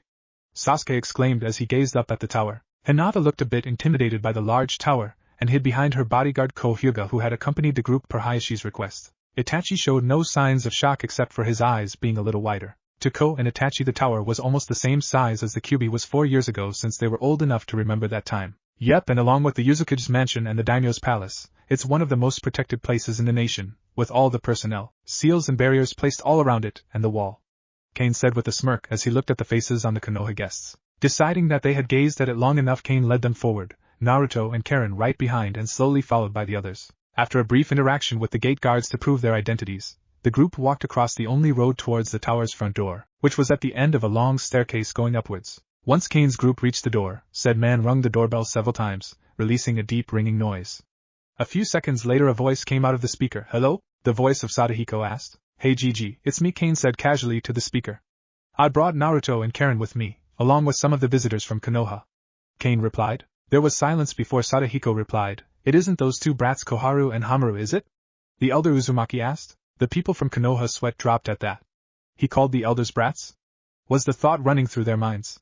Though it made sense if you thought about it. Since Sadahiko was in his 100s and the elders along with the Sandaime Hokage were in their 60s, then the former would be older than the latter by about 40 years. That would effectively make Hiruzen, Koharu, Hamaru and Danzo brats in the eyes of Sadahiko, though it was still hard for the Konoha people to grasp. Their thoughts were cut off as the large door slowly opened, when Kane told Sadahiko Koharu and Hamaru were not part of the group, allowing them to enter. An hour later, after a few introductions, the group had split up to explore parts of the tower they were allowed to go, while some Yuza A and B were watching over them from the shadows. The group had also been told that Tsunade had already left towards the palace, and they must have passed by her, much to the disappointment of Naruto and Karen, but Yujin's presence made up for it since the 1,000-year-old being was doing a good job of entertaining the guests with his special ability, molecular manipulation, which allowed him to do things with his body like inflating his head like a balloon, much to the amusement of the children. Currently Naruto, Sasuke and Karen were playing tag under the watchful eye of Anoka. Hinata decided to walk through the garden around the tower with Ko accompanying her as well as several hidden ANBU watching them.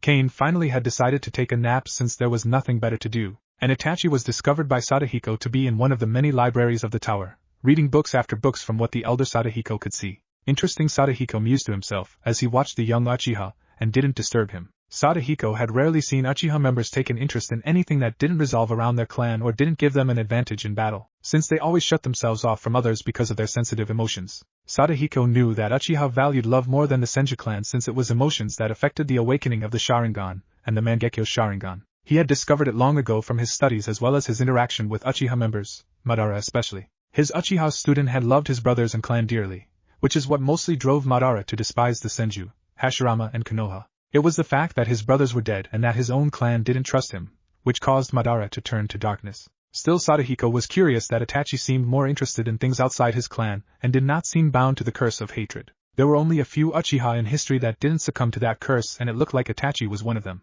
With Itachi, the young Uchiha was awed from what he was reading. He had always been more curious about the history of his home village Konoha, and not restricted to his clan's ways. But he was also very curious about Konoha's sibling village, Uzushio, especially when he heard of how much they valued knowledge, and the fact that supposedly that Sadahiko Uzumaki, a person who lived during the age before villages even existed, was alive and had collected over his years of travel. And when his mother said he was going to take Sasuke and him to Whirlpool country, Itachi had been very excited, though he hid it well. It wasn't that he wanted knowledge for power, he wanted knowledge to know and understand to help him in his life and not restrict him to things such as the ways of the Uchiha clan. Right now what he was reading was information based off of the Rakuta Sennin and Homura Otsutsuki, and how together they both saved the world from a monster called the Jubi, the original Biju, and later on taught the world of chakra and brought birth to Ninshu before it was perverted and gave life to the ninja world. It later spoke of how he and his wife had 2 children, each one inheriting something from the sage. This part really caught Itachi's attention because he knew that the eldest son was the ancestor of the Uchiha clan. The eldest, Indra, had inherited his father's eyes,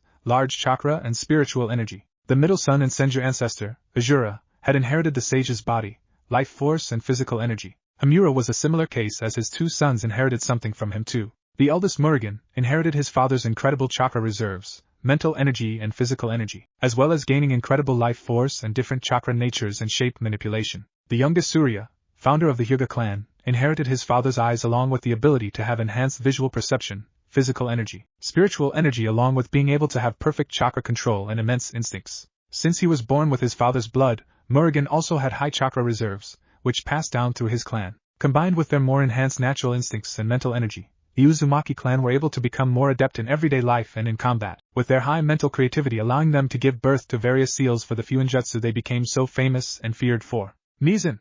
A voice shouted.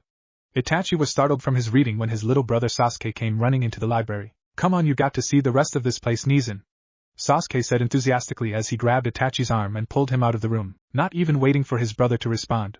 It happened so fast that Itachi had left his backpack, which he had brought with him to Whirlpool Nation. Neither had noticed Sadahiko's presence at all, though that was because he hiding it so well, nor did they see him approach the table that Itachi was originally sitting at. Sadahiko looked at the books that Itachi was reading and then at the young Uchiha's backpack as a thoughtful expression formed on his face. Afterwards, an hour or 2 later, Sadahiko, Kane, Anoka, Karen, Naruto, Yujin and the Konoha group heading back to the palace, where they were greeted by several loud voices and objects smashing against walls.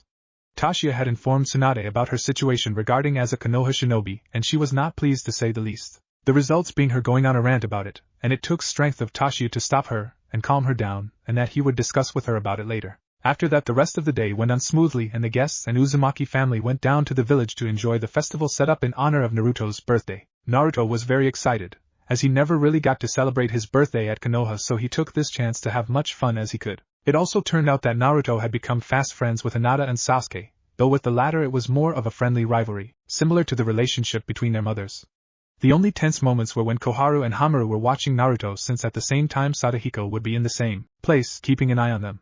Sometimes he would emit a small amount of killing intent towards the two Konoha elders, making it a clear sign he would kill them if they made the wrong move on his family. During the festival, Naruto got to meet Jinsaku Nishimura, the first clan heir of one of the other Uzushio clans the young Uzumaki has met. The kid seemed to be even more energetic than Naruto, which was saying something, but he got along pretty well with Naruto, so that was good. Later on in the evening, the Uzumaki family and Konoha's guests returned to the palace to have birthday cake and other goodies, a prime example being ramen. Kushina herself made the birthday cake, which was a very large double-decker cake, about the same size as Naruto, was round with white icing and blue icing around the area that the two cakes connected, and at the top of the second cake. On both sides of the cake were red whirlpools, while at the top, written in red icing, were the words "Happy Birthday Naruto." When Naruto saw it, he nearly dived into it in joy, happy to finally have a birthday cake for him, and a yummy-looking one to boot. Fortunately, his mother managed to restrain him so he wouldn't make a mess. After an hour of eating, with the children minus Itachi and Hinata fighting over spares of the cake, while the adults talked about stuff, came the moment that Naruto had been truly waiting for: presents.